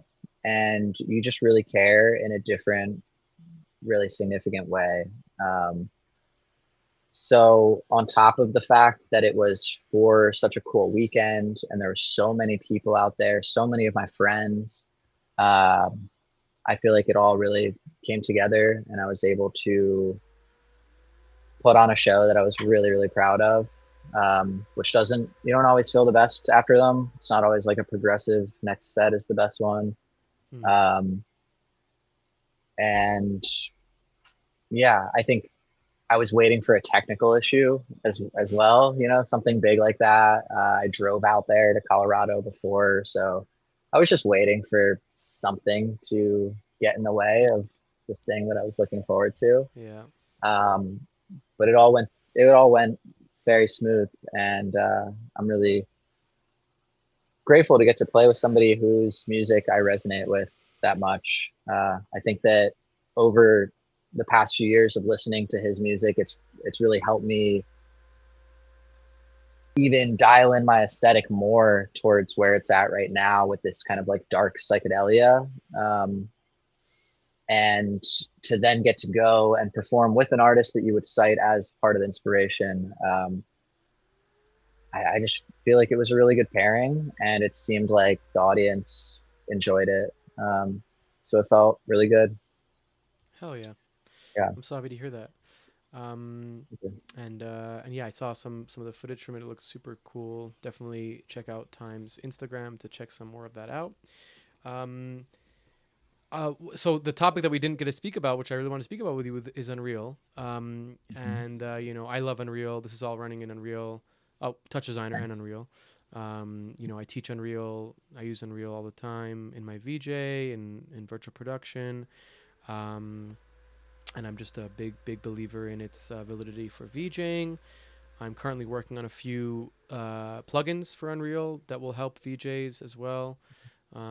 So wait for them because I'm taking my time with them, but they'll come eventually. Um, so yeah, I'll be ready. give it to me. Like, what do you love about it? What do you hate about it? How is it fitting into your workflow? And if anybody's interested in getting on Unreal, what do you recommend? Um, so there's a lot to love, way more than I personally dislike about it. But I think part Mm, of that is because it's such a vast software mm, that software just doesn't even encapsulate how what vast it of is, more yeah, of an environment or engine, right? totally. And that can be super intimidating, especially to just start out. But I think that like any software, you just have to kind of start like take a little corner of it and play around, gain comfortability, and then expand from there. That's what I did slash have done. Like I said before, I started with my introduction to Unreal was in school, and I took 2 courses doing basic environment building, and yeah, I think it was just environment building 1 and 2. The second one focused more on lighting and whatnot. Mm, Um, so I had a cool introduction to it, and I'm grateful for that introduction, but I also think that it was a little limiting because I was seeing it mm, for the more typical applications mm-hmm, compared to um, if I was talking to a VJ about it now, all the different mm, things that it can be used for. mm, Um, the main things that I'm just blown away by is its capabilities of how it utilizes your hardware. mm,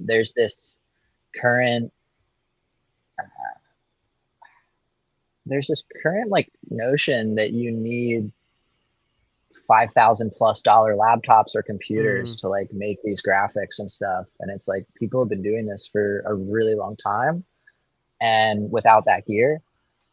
So obviously a lot of the new softwares and whatnot are optimized for the newer graphics cards and hardware. mm-hmm, um, but there's Unreal is a software that my first desktop build had a 1070 in it, hmm, and I remember rendering out like a 4-minute long project with various simulations and fire and smoke, steam, right? mm, Using mm-hmm, all the default particles, rendered in 4K, and it took like 2 hours or something, maybe a little bit under. mm, Um, wow, Something like that. The same project probably wouldn't even open in Cinema 4D. right, And if I tried to right, render something like that, it would be, mm, I mean, days upon days, yeah, days. oh my god, 4K, maybe weeks. Like I I can't just even wouldn't imagine. try to. Yeah, with that computer at least. Yeah, Um, so it's just a really powerful software that uses your computer well. I think that the back end of it is some pretty high level programming. C++ is like not too beginner friendly, but mm, I'm able to produce stuff that I enjoy, and I don't feel mm-hmm, too, I'm able to use the software without any understanding of C++ or really blueprints at all. Obviously, that's where you're able to actually start to harness the power that is Unreal. mm-hmm, Um, but as far as getting in there and being able to utilize it to create motion graphics, uh, I wouldn't let that stand in the way. Um, the things that I don't like, maybe a little bit of instability because it's so vast. Some of the newer things that are super enticing, like with the water simulations and the mm, new motion design stuff, is Yeah, the new motion design awesome, stuff is but cool. Yeah. adds a little bit to the instability. Um, it's it can take a while to open and close, especially when it's not cached on your computer.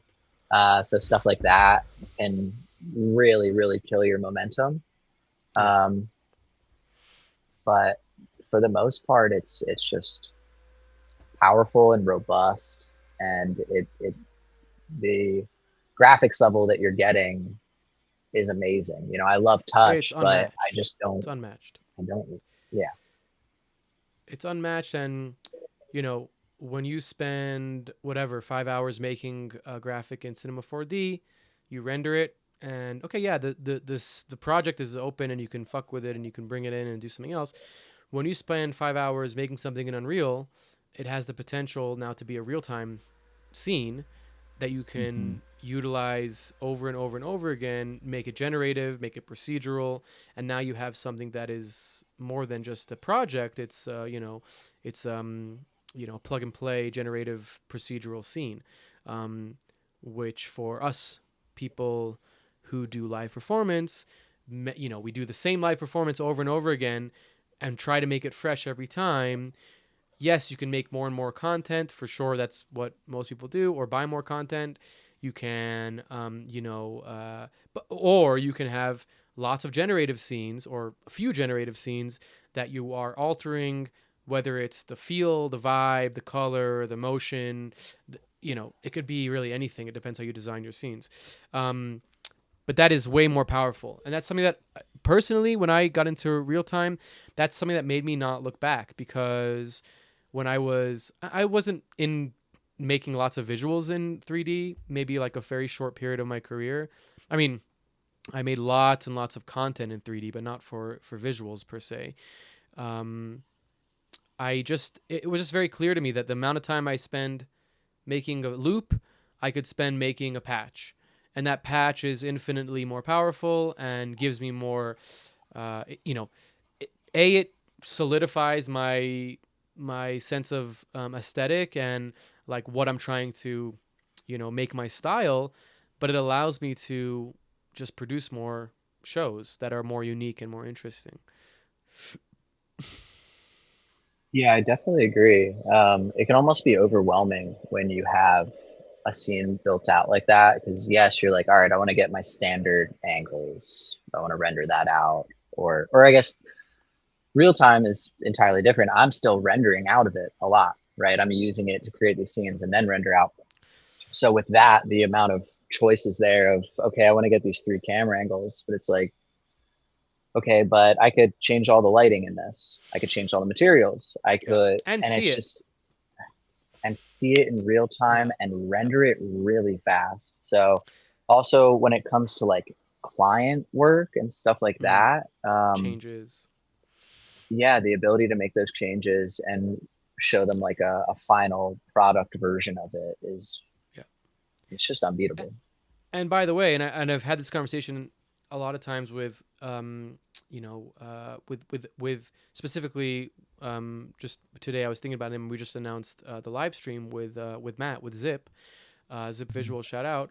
Um, Once you okay, so even if you're not using Unreal as a real time engine, you're using it to render. You're now laying the groundwork for yourself. So every environment, every scene, every object, every camera, whatever that you make in Unreal, when you're ready, all you have to do is make your 5, 6, 7 blueprints and drop them in that scene, and voila, you have a real time patch. It's not like you don't have to like reinvent the whole thing again.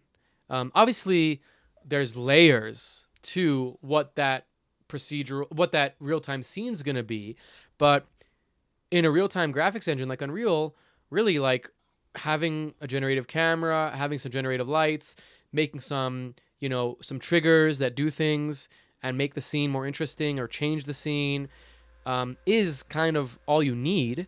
And then, like you said, you just change out the materials, you change out the placement, you change out the camera positions, and now you have a fully fledged real time, you know,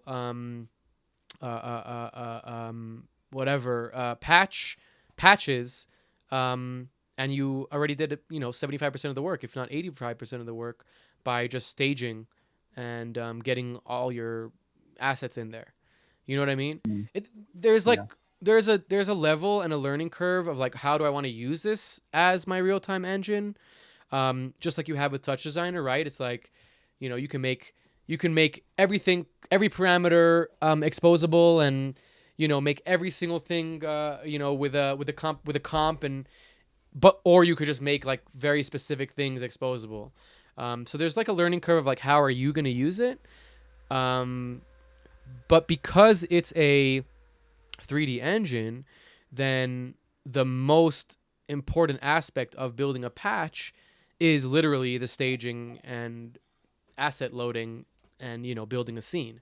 Everything outside of that is kind of like comes in after anyways. So yeah, I mean, you're on the right path. And hit me up if you need any help with anything, for sure. I definitely, I do think I'm going to utilize that. I'm going to bother you with Pleasure. a couple questions in the future. I love it. I love being bothered with questions. Okay, so kind of moving away from all of that. I very rarely do this, by the way, because like all of us have unique names for our like visual names and stuff. But I was just kind of Mhm. like perusing your website, and I saw that your name is actually an acronym. It's besides for time, like the literal time. It's also an Yeah. acronym for that's your measured existence. Mhm. And I just thought that would be an interesting thing to talk about. It's kind of esoteric and can take us into an interesting place. So yeah, I mean, what do you mean by that? Um, so I guess it's kind of how it sounds, right? It's like a fun way of using it as an acronym to point at what it is. It's time, and it's this form of measurement that we have for existing. And for me, um, the name came from two places. One,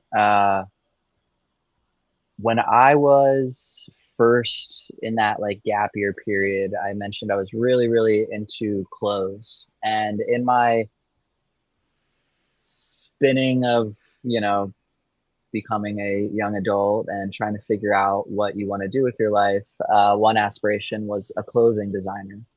And as my middle name is Michael, the name Ty Michaels came, That's my and then it son's was middle name. shortened to, oh, beautiful Hell yeah, name. yeah. And then that was just shortened to Time. So that was like the original just name. And then when I was like thinking about it, of whether this is something I feel like actually represents me and my artistry, um, that was where I focused more on time as as we know it collectively, and tried to use it as this like reminder. Um, it's a mixture, right? It's a reminder for myself that we only have so much, and how we use our time is really significant. Um, and it's important to remember that it's like finite, and we only have so much of it. Um, as well as just the abstract concept of time itself, something that The fourth exists but dimension. is not, yeah, metaphysics. So I just thought it was, yeah, a cool esoteric thing that I liked. I like the name Time more than I like its whole time visions. So if you see it shortened to just Time in the future, then you know why. Nice. I didn't actually. I was worried that I didn't introduce you as Time Visions, but I'm happy to know that you rather it just Time. I, Um, I do, yeah. it's like the visions are implied. It's like the visuals, like RAM visuals. The visuals are implied. Yeah. Um, you know, that's awesome. Yeah, I love that. Time is so. It's just one of those things. Yeah, like it's like I always felt like time is very subjective, even though it's like a clearly there's the linear time with the clock and the date, but then in metaphysics, or just in normal physics, time is like super relative, right? Like that's like a pretty agreed upon thing. Maybe it's like changing now with quantum and stuff, but like it's pretty agreed upon that like it's relative to where you are and gravity and all that kind of stuff. And then it's like our time is like minuscule. You ever see those like Corridor Digital? They do all those scale videos, and they just had one about dinosaurs, and they'll do like they'll show like time in like a 1 by 1 meter cube, and then they'll go back to dinosaurs, and they've gone like 100 miles away from where they started, and it's like what the fuck. And then they'll like put it all into like 5 cubes, and they'll be like, okay, well our history, the 400,000 years of human history is like one tiny slice of like the billions of years that the world's existing. So that's like a trippy thing to think about. And if you just think about it on like a scale of like not even humanity or like whatever Homo sapiens, and just in like the modern civilization that we're in, it's even smaller. It's like such a small amount of time. And it's always kind of like interesting, like, I'm one of those people. I've actually been told that there's a name for it. It's called like time. I don't know if it's time divergent or something like that, but it's like, and I'm trying to remember who spoke to me about this, because when he told me, it validated my being late for everything. I can't remember who it was. It was one of the guests. I'll have to remember, but You gotta tell me. I there's like feel like I got that too. yeah. It's one of those things that like I think somebody makes up, is like when they're late for meetings, like no, I'm time divergent. You can't get upset at me. But it was this thing of like I was late a lot of the time to things, and I think as I got older, I kind of was able to compartmentalize what things are really really important to be on time for, or maybe not importance, but like the person that I'm interfacing with, or the thing that I'm interfacing with, values time on a totally different level than the way that I value that time.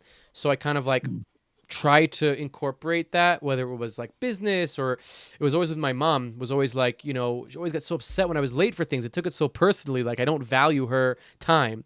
And it's not about that. It's just like I just view it totally differently. Like those 20 minutes I'm doing something. I just think that those, I don't even think about it really. It's not even in my mind. Like I don't, what is 20 minutes? It's like, whatever it is. I don't look at the clock. And I'm sure you've had those experiences where you're like, oh, I'll spend another hour. And then all of a sudden it's 8 a.m. and the sun's rising, and you're like, oh, okay, cool. That's okay. I just had a really great time. But yeah, like, I guess what I'm trying to get to here is like the unfortunately, or whatever, the reality is that even though time can be subjective to me and myself, there is an objective time, and people value that time differently than I value it, and I have to respect that. And that was a good thing for me to learn, because being late for like business meetings is just not. This just doesn't work. And then making my mom pissed off because I'm late, not a good thing either. Like, my mom's great. I don't want to make her feel bad. But like being late for my own deadline, or like spending 5 hours in the morning on the computer when I'm making something or doing something, is totally okay. Like I don't have to confine myself to society's ideas of time, especially when we know from science that that's kind of made up anyways. It's not a real thing. And then obviously all the psychedelic experiences happen outside of time, or even just altered state experiences, meditation, whatever. So I kind of respect that, your relationship with time, of being this like, it's a personal measured existence or experience, or, it's like how do you value it? But like, is the measured value the way that society measures that value, or is it like the way that you measure the value? You know what I mean? Yeah. Like spending time with my son, I don't look at the clock and think about, oh, I spend an hour with him I did a good job. It's like that could be 2 seconds of like the most meaningful laugh, or it could be 5 hours of, going on an adventure and having a thing, or it could be, whatever, 20 minutes of him crying and me not knowing what to do.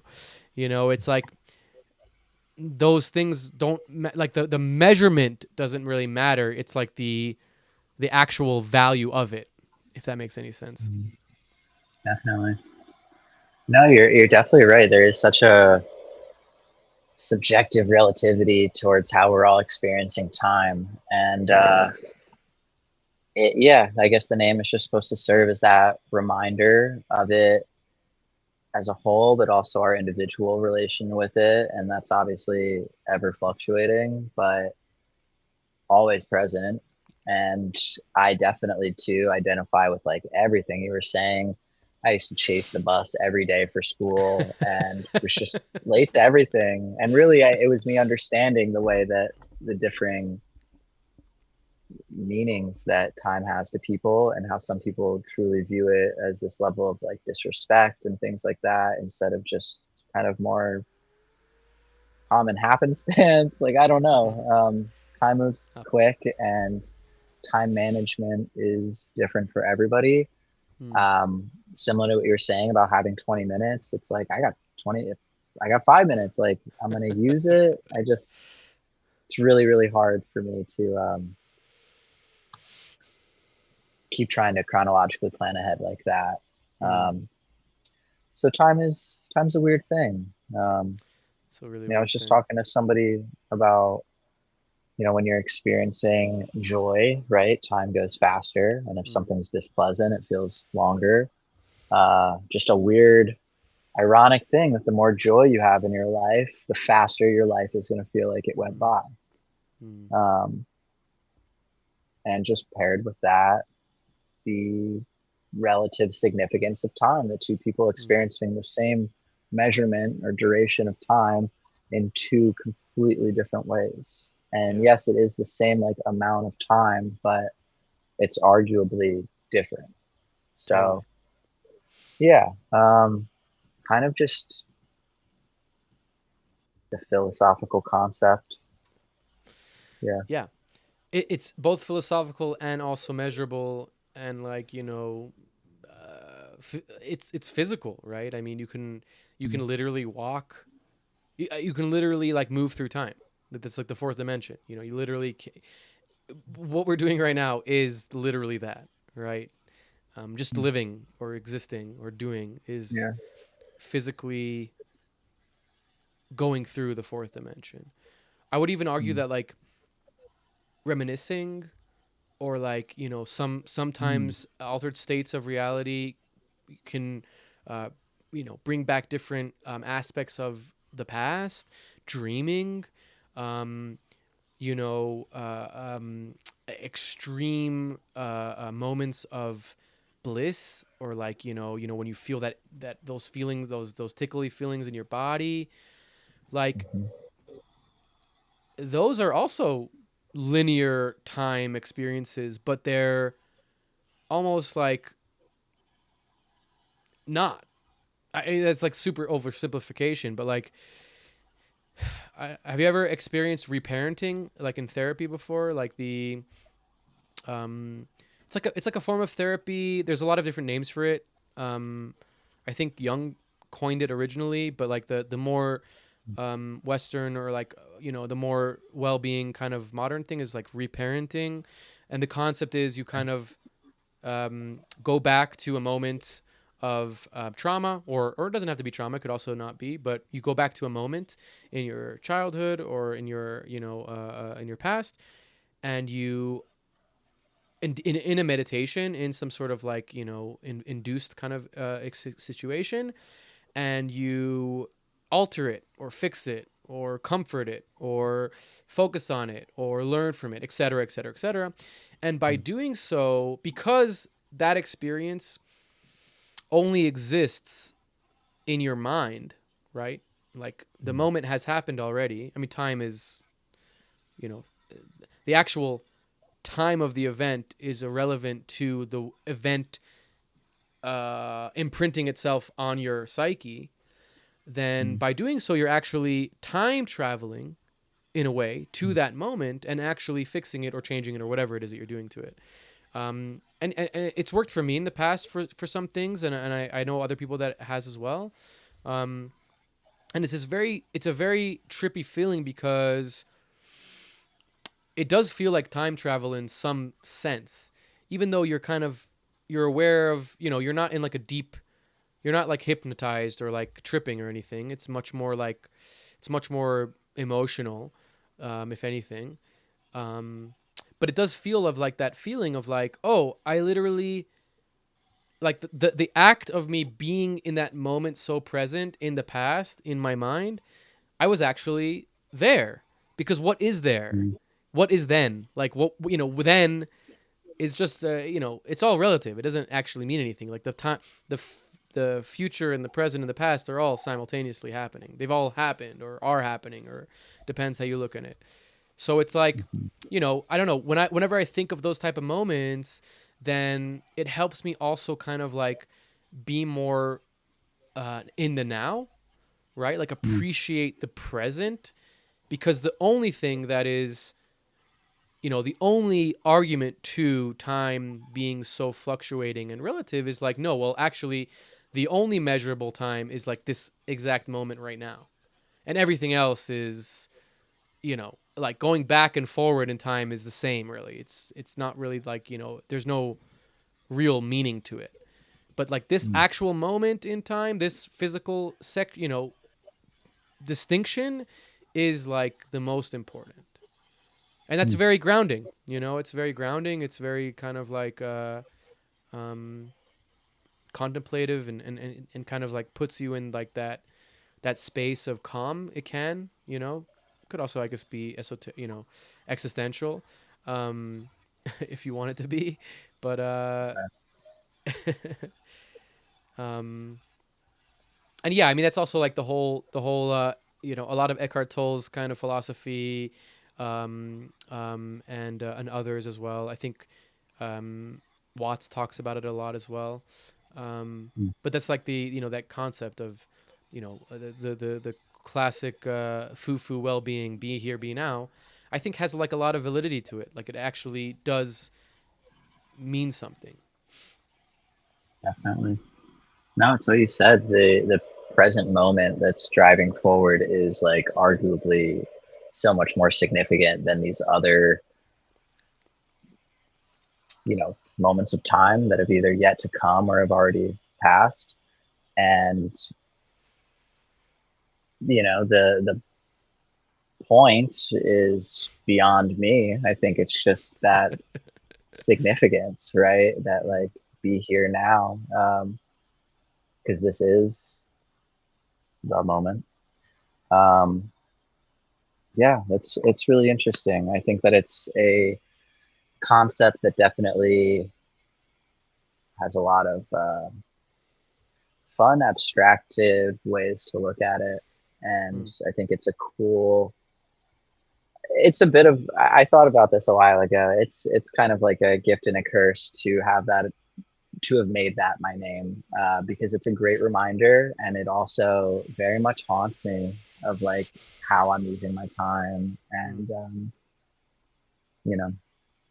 so that just leads into the double-edged sword of freelancing and being your own boss, and how you use your time and that affecting your sense of self-worth, and that's just a really dicey relationship that I think takes a long time to navigate and probably never gets to like a complete perfect point, but maybe a little bit easier. Yeah, it's definitely a difficult one to navigate. Yeah. Oh shit! I just had a really good thought. I forgot it. Yeah, navigating the freelance world is tough. I think that it's more of a blessing than a curse. I know it's sometimes always hard. The grass is always greener kind of situation. But it is more of a blessing than a curse if you can manage the time properly, like you said. And it's very difficult. you do a job for a few weeks and you finish it and you have a nice amount of money and you're comfortable, but now it's like, and you want to like give yourself a break, and you deserve a break. You just worked your ass off, right? It's not like you're doing 9 to 5. You're doing like a 9 to 9 and 15 hours and whatever it is, you have a deadline. And yeah, you have that money so you could take that break. And I think that that's really healthy. But at the same time, you have to remember that like the when you don't have a client and you don't have work is the time when you should be doing all the things that you want to do for yourself. Like, okay, spend a day or two in bed, whatever, watch TV. There's nothing wrong with that. But like now that you have, I always fell into this trap of like, whenever I had a break from a client, I wouldn't spend my time working on my personal projects. I'd spend my time, I don't know, fucking doing nothing or like, or thinking about the next projects. Like, Yeah. and then when the next project came, I was like, oh shit, I don't have any time for my own projects anymore. And it's like, no, you just did. You just missed the thing. And it's hard because your energy or your juice is like a little bit low when you finish a project. And finding that is a tough one. It really is. Just that ebb and flow there is so hard because you're always going to have that voice in your head that's telling you to probably keep working or to utilize the time, because to go between feeling like you don't have enough time and then to have time and to feel like you don't know what to do with it, or that you want to use it the right way. Sometimes relaxing and taking time away from screens or work is the best thing for the equation of producing better work in the future. So it's weird to find that balance. It really is. And then personally, I'll often get overwhelmed when I have that second free. And then I start thinking of the long list of stuff that I wish I had time for, and now I have time for it. And you kind of get overwhelmed by the list. So never perfect, but for me, momentum is really everything. So that's where it's kind of scary to like cut out of the momentum to say, oh, I need a day. I just crushed this project. Great job. Now I just need to stop, because once I stop, it's hard to get going again. Totally. So is that your trick? You have to You just stop. don't stop. You just don't stop. You just keep. I continuing? wouldn't say that. I think I tried that for a long time, and then I really burned Burnout. myself out. Yeah. And now it's just trying to work with the burnout. If my body feels like it needs a break, I try to give it a bit. And I don't know if it was before, but I mentioned Colorado and taking some time to be out there, and that was me like really letting myself not do work or follow up on new leads, or be as active as I could be online, whatever it was, just because there was a part of me that was saying, I think to be the best version of yourself and to have your brain working the way you theoretically want it to be, I felt like I needed more balance away from the screen and more time in nature. So just trying to find that balance is hard, but I think in the past year, I've been a little bit easier on myself of exploring things that aren't just like work. Right. Right. So no perfect answers, but I will say that the more time spent in nature, seemingly just really helps my brain. And the amount of screens is hard, because screens for work, screens for play, screens for hobbies, screens for when you go out to do something. Yeah, relaxing, it's crazy. Communicating, everything. So two things there. One is we spoke before a little bit about the validation aspect and followers in the age of social media, and how that really affects or can affect our mental capacity, but also has validity, right? Unfortunately, in the age that we live in, and nature. I think that kind of in some way interact. I'll give my little spiel, and I'd love to hear your thought on it. your observation that nature makes things feel good is, it's very clear. I think a big part of it is, and I live in relative nature. I live in a rural place, and I always try to, um, after I get my bearings in a place, I try to go into a more rural area so I can be around nature more. I'd rather drive to the city than drive to the nature, if that makes sense. Um, Hmm. Nature is like a very balanced entity or thing or whatever, reality. There is no good and bad in nature. There is just there is just it. It just is.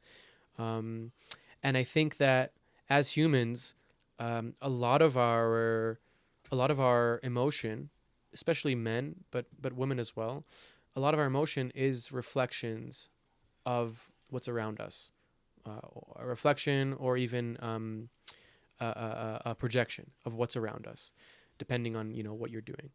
And if you're around hustle bustle, if you're in an apartment building, if you're in a, doesn't even have to be toxic, just in an environment of people, it's going to focus your attention or focus your emotion into something specific. It could be good, it could be bad. It's kind of irrelevant. It is the actual aspect is that it's not you, it's your response to what's around you, to the energy around you. When you're around nature, it's a lot easier to have a reflection of your true self because the energy that you're getting is a very clean, it is what it is. It's not good or bad or right or wrong. It just is. And all of a sudden, your projection and reflection is of your true self because you're not being muddled or focused or drawn to anything specific. You're just getting this very clean view. That's I completely agree with what you're saying, and you articulated it so well. When I was out on my trip, I did 2 weeks of solo camping out in Nice. like southwestern Colorado type areas, just bouncing around. And one of the most significant things that I spoke towards after was the extended period of um, having something, that thing being nature, that was a very, where we go out in most situations and there's this mirror that we're looking at, and or it's something to bounce our personality back off of that's like causing these variations and whatnot. It's exactly what you said. It's this very pure bounce. There's no disruption to it. It's just bouncing back you. And we all experience that at times, throughout our days or whatever. Sometimes we get a nice moment or a nice walk alone or whatever. But to have it extended from day to day and then week to week, Hmm. um, Powerful. was a really, really, yeah, powerful experience. It made me feel a lot more comfortable in my own shoes, and it made me feel a lot more connected and grateful for nature. Hmm. And it made me really focus in on the purity of the nature. Hmm. And similar to what you were saying about environments, we surround ourselves in various environments. It could be our families, it could be our friends, it could be our work environments, and they're going to be varying levels of like healthy to toxic, bad, whatever. And they're all weighing on us in different human social ways. Hmm. And then you go to nature, and there's just this, like you said, not tainted by bad or good in the ways that we know it, but Hmm. just a system that exists. Yeah. Some things work out, some things don't, but it's a cycle that continues and has been Hmm. continuing far beyond, Forever. like Yeah, forever. so far beyond, exactly. Uh, so to just be within that environment, and the only thing that you're sharing space with is this like not perfect but a very symbiotic system. I Hmm. could see the way that on some almost just like vibrational level it's healthy. I don't Hmm. I don't have Yeah. much more of Yeah. Yeah. a Yeah. term for it than beneficial Grounding. or health Yeah. grounding. Resetting or recalibrating. Mhm. If you want to be like matrixy or whatever. No, I definitely Well, agree. I mean, what's the best way to fix your problem? Restart your computer. It's like 9 times out of 10, it's gonna fix the problem. You know what I mean? That's such a great metaphor for it. The idea of not going out into nature periodically, once a week, once every other week, whatever it is, almost just seems like if I looked at it on paper, like a math problem that just wouldn't add up. It's Mm, something that we probably need as humans and just totally. don't emphasize enough. Yeah. Well, if you think about like what cities are, they're kind of built to mimic nature, right? The way that Mm, paths are formed and the high-rise buildings as some sort of trees or something. So I think that like in a very basic or maybe like even on a purposeful level, we're trying to mimic it in our modern societies. It's just we're not God. We're not good at like we're good at emulating. We're not good at creating. And I think we're seeing this in the mhm, AI thing as well. It's like, yeah, AI knows mm, all this shit and it can do all this shit, but it has not thinking. There's nothing thinking in the black box. It's literally just noise patterns or like, what is the word? It's statistical. Like this word goes mm, here and this word goes here, and then it makes something. And it has a lot of information, but there's no cognition to the AI. Like it doesn't, that's why it's so stupid for people to think that it's an AGI or like anything like that because there is no, there's no thinking going on. It's just it's just there's no contemplation. Um which is like a city in the same way of like yeah, it's kind of like designed in this way to kind of feel natural or to feel like home or to feel like comforting, but it's just totally different than a tree. Even on like a physical, like biological level, a tree is emitting something. A building is emitting something too, right? Both of those mm, things kind of exist and are permeating, but like one is something that's like giving you literal life, right? And something that's giving you shelter, which is needed for sure, but it's like a very different kind of thing. I don't know. mhm. Maybe not the best examples, but you know what I mean? Like I like hear like it's you. like I mean, we're no, please.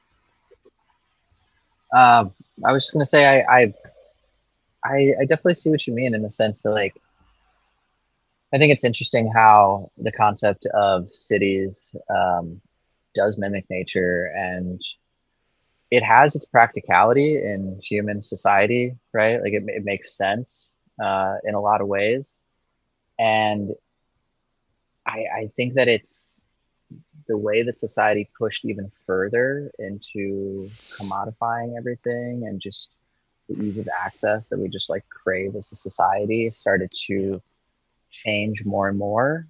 Mm-hmm. And we went from things that were like trying to replicate nature, but to like fill a void that just existed. And now it's like creating voids to then sell us things to fill the Mm-hmm. voids. And we're just in this weird snake eating its own tail Yeah, Ouroboros. capitalistic society. Yeah. For sure. For sure. And that's kind of ties into the social media aspect, right? Of like we were talking about before, like how on one hand, great, I can reach an audience, I can get some validation, which is very important for art, like if there's nobody to behold the art, what is it? I mean, that's a question for sure. I don't think that there's a real answer, but I would say Mhm. that the art that we're doing with the VJing, there's a performance aspect to it. A performance inherently needs to have an audience. So I think that social media can be this um, positive feedback that we're looking for, and that is important. But the apps and the platforms are not made for that. They're made to grab our attention and grab Hold it it. and really hold Yeah. it, right? Um, and it's like that navigation is so difficult to kind of like even even if you're aware of it, even as us talking about it here, I guarantee you we're going to finish this conversation and we're going to spend a few minutes scrolling on some whatever it is, just because it's so habitual. And like we said, like these companies basically spend millions, if not billions of dollars to understand the human psyche and get it to work. Which Exploit it. sucks. It sucks. There's no like, it didn't have to go that way. Right. It really didn't. Like, Yeah. Uh, I agree. It's weird. I think that the world was already weird enough before, and now it just seems like we've leaned into it in so many different ways mm, without getting into the true depths of it, just staying kind of where we're at. Social mhm. media itself is like just so inherently evil. Yeah, And totally. it's like very nonchalant in the ways that if I said that to most people, they would kind of roll their eyes. Whoa, But whatever. Yeah. it's designed to capture our attention and to harness it and to like sell it back to us. Um, and to yeah, it does suck that there's this justification to use it as an artist, because I love the concept of having this like pocket portfolio that I can just show to people. Yeah. Very Um, powerful. but it's yeah, if it wasn't some form of justified, I really want to get away from it, because personally, I see the ways that I think it's just disrupting my like dopamine regulation. For And sure. I it's crazy to feel similar feelings towards like craving nicotine or something, but Right. for Towards your phone. Yeah. yeah, Crazy. Crazy. it's such a interesting comparison. I that nicotine was something I struggled with up until like maybe a year ago, right, on and Good off. for you. And thank you. Still will get this feeling that I almost think is just nicotine, and I swear it's social media. It's like a part of me craves it. And even after Mm, days of not having it when I was camping, it was one of the mm. first things that my brain was like, Oh, and it was just enough separation from it that I was able to like look at that reaction my body was having, and it was yeah. just like, what the fuck is What the going fuck? on here? Yeah. Yeah. It's so crazy. I like, I look at, festivals. There's like this moment. I guess somewhere in like the late 2010s, whatever, 2018, 19, whatever, where all of a sudden internet was much more accessible in other countries, and like in rural areas. And all of a sudden, like I went from, going to a transformational week festival, like a psytrance festival in Europe with no phone, no internet, and being like totally disconnected from that to like my phone's in my pocket. I get a video of my set. I put it in my story, and it's like totally justified, right? Like I'm here to like build my brand and do all my thing. Like the justification. Okay, the justification is there. I can justify it, but it's like, what did I come here for again? Remind me. Like, did I come to like disconnect from all this thing, or did I come to to, like, you to know, capture a memory that I can look back on. right. And it's not as bad as like an influencer. Okay, I'm not like filming myself and setting up my camera. Like it is my art and I am proud of it. Mhm. But it's just like such a weird like thing of like I had this thing with Rotem, my friend Rotem from Project Gamma, at Modem like 2 years ago. And we're like, we both got like videos at the end of our, he helped me on my set and we got some video and like we finished the set and we're like super high off of the set. It was great. It was awesome. Great feedback. And we're like hanging out at the camp and we're like on our phones looking at the videos from the set. And we're both at the same time like, what the fuck are we doing right now? And we're like both at the same time like, well, we got to post this to Facebook to get to Instagram to get a good thing. And we're like, oh yeah, okay, fine. And it was like this moment of like, wait, out of the Matrix. Okay, right back into the Matrix. And it's like all, so trippy that like we can make these justifications that are like totally legit, but also completely unnecessary in some way, you know? Like, I want to have a piece of cake right now. I'm allowed to. Like, I don't have a piece of cake every single day. That's fine. I can have a piece of cake. Justified. But like, I don't really have to have this cake right now. It's not like going to make my life better. I just want to have that hit, And it's like, okay, it's a harmless hit, right? Like, if I had cake every minute, fine. But if I have a piece of, but it's like these justifications that we do with ourselves to like, justify these things is so crazy. And like you said, like the companies literally, these apps literally work on those things, on those receptors, on the way that behavior works. And it's like, fuck you. Like, why did you have to put that into my phone? Like, couldn't my phone just be like a portal into something? Why does it have to be this like sucking thing? It was already a powerful enough tool that we were all probably going to get like addicted to anyway, and they had to like Right. treat us like prey to like psychologically mind fuck us into being addicted to it, to sell us shit that we were anyways gonna buy. just to sell us shit. Yeah, literally. I promise you, I would use Amazon I would use Amazon Prime even if it took 2 days. It doesn't have to be within 24 hours. It's not like, it's so crazy. But this is like a little bit of our society, right? Like we're in this moment in time where that is like what it's almost in a way kind of related to how the time thing of like, it's so subjective. It's like the same thing in society where like, how we value our place in society around money, right? Around this like imaginary made up thing that doesn't really exist, but the more you have, the more successful you are. And it's like such a banal measurement of success that like I think most people that are like, that are down with the same things that we're down get that that's a banal thing.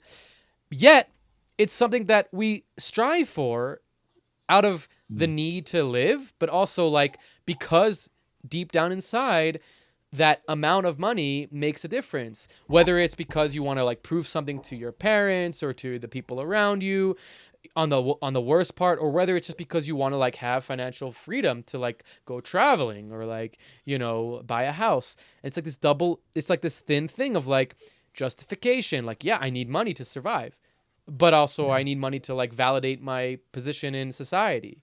And it's like this kind of like weird ebb and flow of like, why? Like it's so weird. It's I guess it's just as this industry is ever changing, no specific spot is how it was before.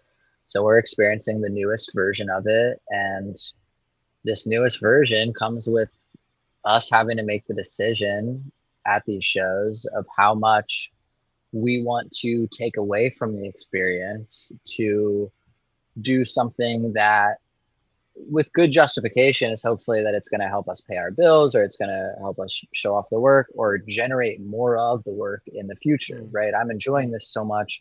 I need to document it so people can see that I'm good at it and they'll hire me to do it again. Yeah. Which like, totally that's justified. Definitely, it's hard to argue it in any way unless it's so solely about that one specific event and that you just want to be there for every last second of it. The issue is the just addiction factor of it, that we all try to do something for 1 second on our phone and it's just more or less impossible. It's like, oh, let me just take this video and put it back in my pocket. Let me just post this story. And they know how to get us. They put the colors and the lights and the numbers and notifications in the right place. And it's just so hard to get off these apps. So I agree that, as a serious artist, documenting things is important. I think posting about them afterwards is probably a good way to like save time. But for me personally, I don't post so much of the stuff that I document unless I do it in that moment. Yeah. So it's a really, really hard balance. And I guess we're just the new generation of people in this field. They get to make this decision and feel out these different, I just don't variables. know, like, what's the alternative, like having a website. I've seen some people with like websites, and they'll update their websites, the same way that you would update your social media feed. And I think it's like a cool, like maybe it answers the Pocket portfolio thing, especially if it's made easy and you just upload and it, you know, generates a site like a nice one. Hmm. But then it's like, what about the interaction? I messaged you about this podcast on Instagram, right? Hmm. Very easy. I didn't have to like ask a friend to give me your number to go back and forth. Hmm. I have the work that I've got from Instagram is like, I would say it's not even a drop in the bucket of like the work that I get in general, money wise, and like just in terms of like scale and scope. Um, but there have been situations where people have found me on Instagram, and then that goes into like a more formal email conversation. Um, Hmm. so it's weird, it's both. Yeah, I guess it's like this weird blessing and a curse. I wish that there would be an alternative. I wish there was, I wish there was a MySpace or like, and I know there is like all those, whatever. Truth Social is like whatever the Republican one, but like Yeah. I wish there was like, other platforms that weren't owned by billionaires, that didn't scrape our data, that millions of people were on. Not like a niche kind of like, look at my Yeah. little test startup company that's trying to go against Facebook. Because it's like we all know that that's like, okay, it's cool, but it's not like actually gonna like do what the thing is for. Um, yeah, I mean, I wish the government would just like, yeah, as if I wish somebody in power would, force these companies to like break and somehow keep all the users, or somehow like, you know, change the whole business practice or something. I don't know. I'd even rather pay $1 a month or $2 a month to Facebook and not have any of my information used against me, or like, all these dopamine hits and things. In a perfect world, maybe, um, Yeah. but seems far away. It's The just last so time a hard billionaire took, because sorry, I was gonna make a joke, but like the are you last good? time a billionaire took control of a social platform, it made it really way worse. So it's like, you know, True that. what were you gonna say? Sorry. Yeah. No, I was just gonna say, it's so hard figuring out what is actually cat's by a viable option. There is, some other options of smaller platforms, but it's mostly just like other artists. So it's kind of defeats the purpose. It's cool to have something to share. It doesn't defeat the purpose. Sharing with No, peers is a big part changes of it. the artistic process. Yeah, But yeah, the justification for it being like a business component is not really there. Websites are hard too, just because your traffic is going to be yeah. incomparable to something like a social media app. Totally. And for Costs money. me, I've tried to, that's the other thing is money. And if most of your portfolio is like still work and things like that, you can get away with it. But if you're trying to showcase animations, Yeah, it gotta costs host so it. much money to like Yeah, yeah, host it on a server. So for sure. um, when I tried to do it, I was just like, this would cost more for less people to see it, for me to have less ability and ease of access of posting. Um, it just Doesn't didn't make make sense. sense on paper. Yeah, Yeah. yeah. All right. Um, Well, I the wish. last the is kind of getting out of this rabbit hole of how much social media sucks and how we're sucked into it. Yeah. As a last topic here, something more uplifting and exciting. I know you are the visual coordinator of the Universal Emotion. I guess it's a co-op or some sort of. You tell us about it. Cool. So the Universal Emotion, I would say, is like a small collective based in Philly. It was started by Collective. Joe Joe Coydle. He DJs under the name Average Joe, and Joe started it, I think, during COVID or maybe right before. We met through, he was living at a art studio that a few other people were involved with. Andrew Hunter, The Void, he was Yeah, of involved with the course. studio for a short period of time. Yeah, big fan So of I them was too. trying to kind of say, I really driving force is I wanted to get connected with those guys, and they had an event. I started talking with them. I think we had one more mutual friend, and I started working with. I mean, I started my relationship with all of them, but when speaking towards Universal Emotion, that's when me and Joe met, and he was doing a lot of live streams, and I was looking for practice and just an application for the animations I was making on the early end. Um, we did, I think, like 30 streams together, something decent. It was good A lot. practice, and it was, yeah, it was really cool. Those transitioned into some like mid to smaller tier shows, and then leading up to this past summer, we did a string of events that were like a monthly show, Hell yeah, that's and awesome. yeah, they were cool. We did 30 of those as well. Wow. I think about the same amount. In a local venue? Um, yep, local venue. Those were, we actually went from three different venues eventually at like a much more real venue than where we That's started, so which was cool. like originally the dive bar. Mm, And it's been a really great way to like, for me, get so much experience and connections and practice. And um, it was kind of a bit of the idea that if somebody's not hiring you, then hire yourself. Um, I love it. that right, start giving yourself work and projects and like something to be accountable to.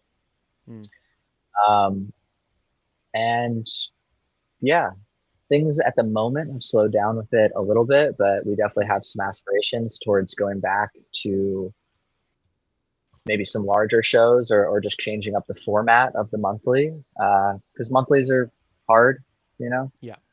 um, yeah, but in the past few years we've done some really cool shows, and I've gotten to have full reign, full creative freedom to more or less build out the aesthetics of the shows as well as like Awesome. the marketing around it, and then curating the full art direction of the shows themselves, which is Awesome. really cool. You know, we spoke a little bit before about experiences versus just performing as like a VJ and curating a bit more. So it gave me that ability to create an environment outside of the screen, as well as getting to just, you know, try out some different screen types. Um, we done a bunch of projection mapping, and those were Nice. some cool gigs Nice. to just, again, giving yourself the project you want to get hired for. Yeah. Um, so I love it. yeah, the first one we did, it was a series of shows called Somnium. The first one was, we just had some cool like mirrored head shapes that I just kind of masked out. There was no custom content made for it. And then a year or so later, we did it again, but I built out a 3D model of the stage. I had a little bit of help from Clear Void. Shout out Devin, who's the Shout out. absolute dawn of projection mapping. Um, so yeah, that whole process of from digital to physical, the fabrication of the stage, um, yeah. So that whole process was amazing, and I learned so much through it. You know, Mm, it was astronomical growth, and hell yeah. it was a project that we created, and then eventually even made some money off of. So it was Nice. really cool, and it was always so much more driven around the passion that we had for me, art and music. Joe, I think music and art. Um, yeah. So Fuck yeah. it's been it's a really cool project. I'm excited to see what comes from it in the future, Hmm. and it's been really cool up until this point. Fuck yeah. Well, definitely everybody should check it out. And yeah, Tyler, thank you so much for your time talking to me. I have been loving getting to know you.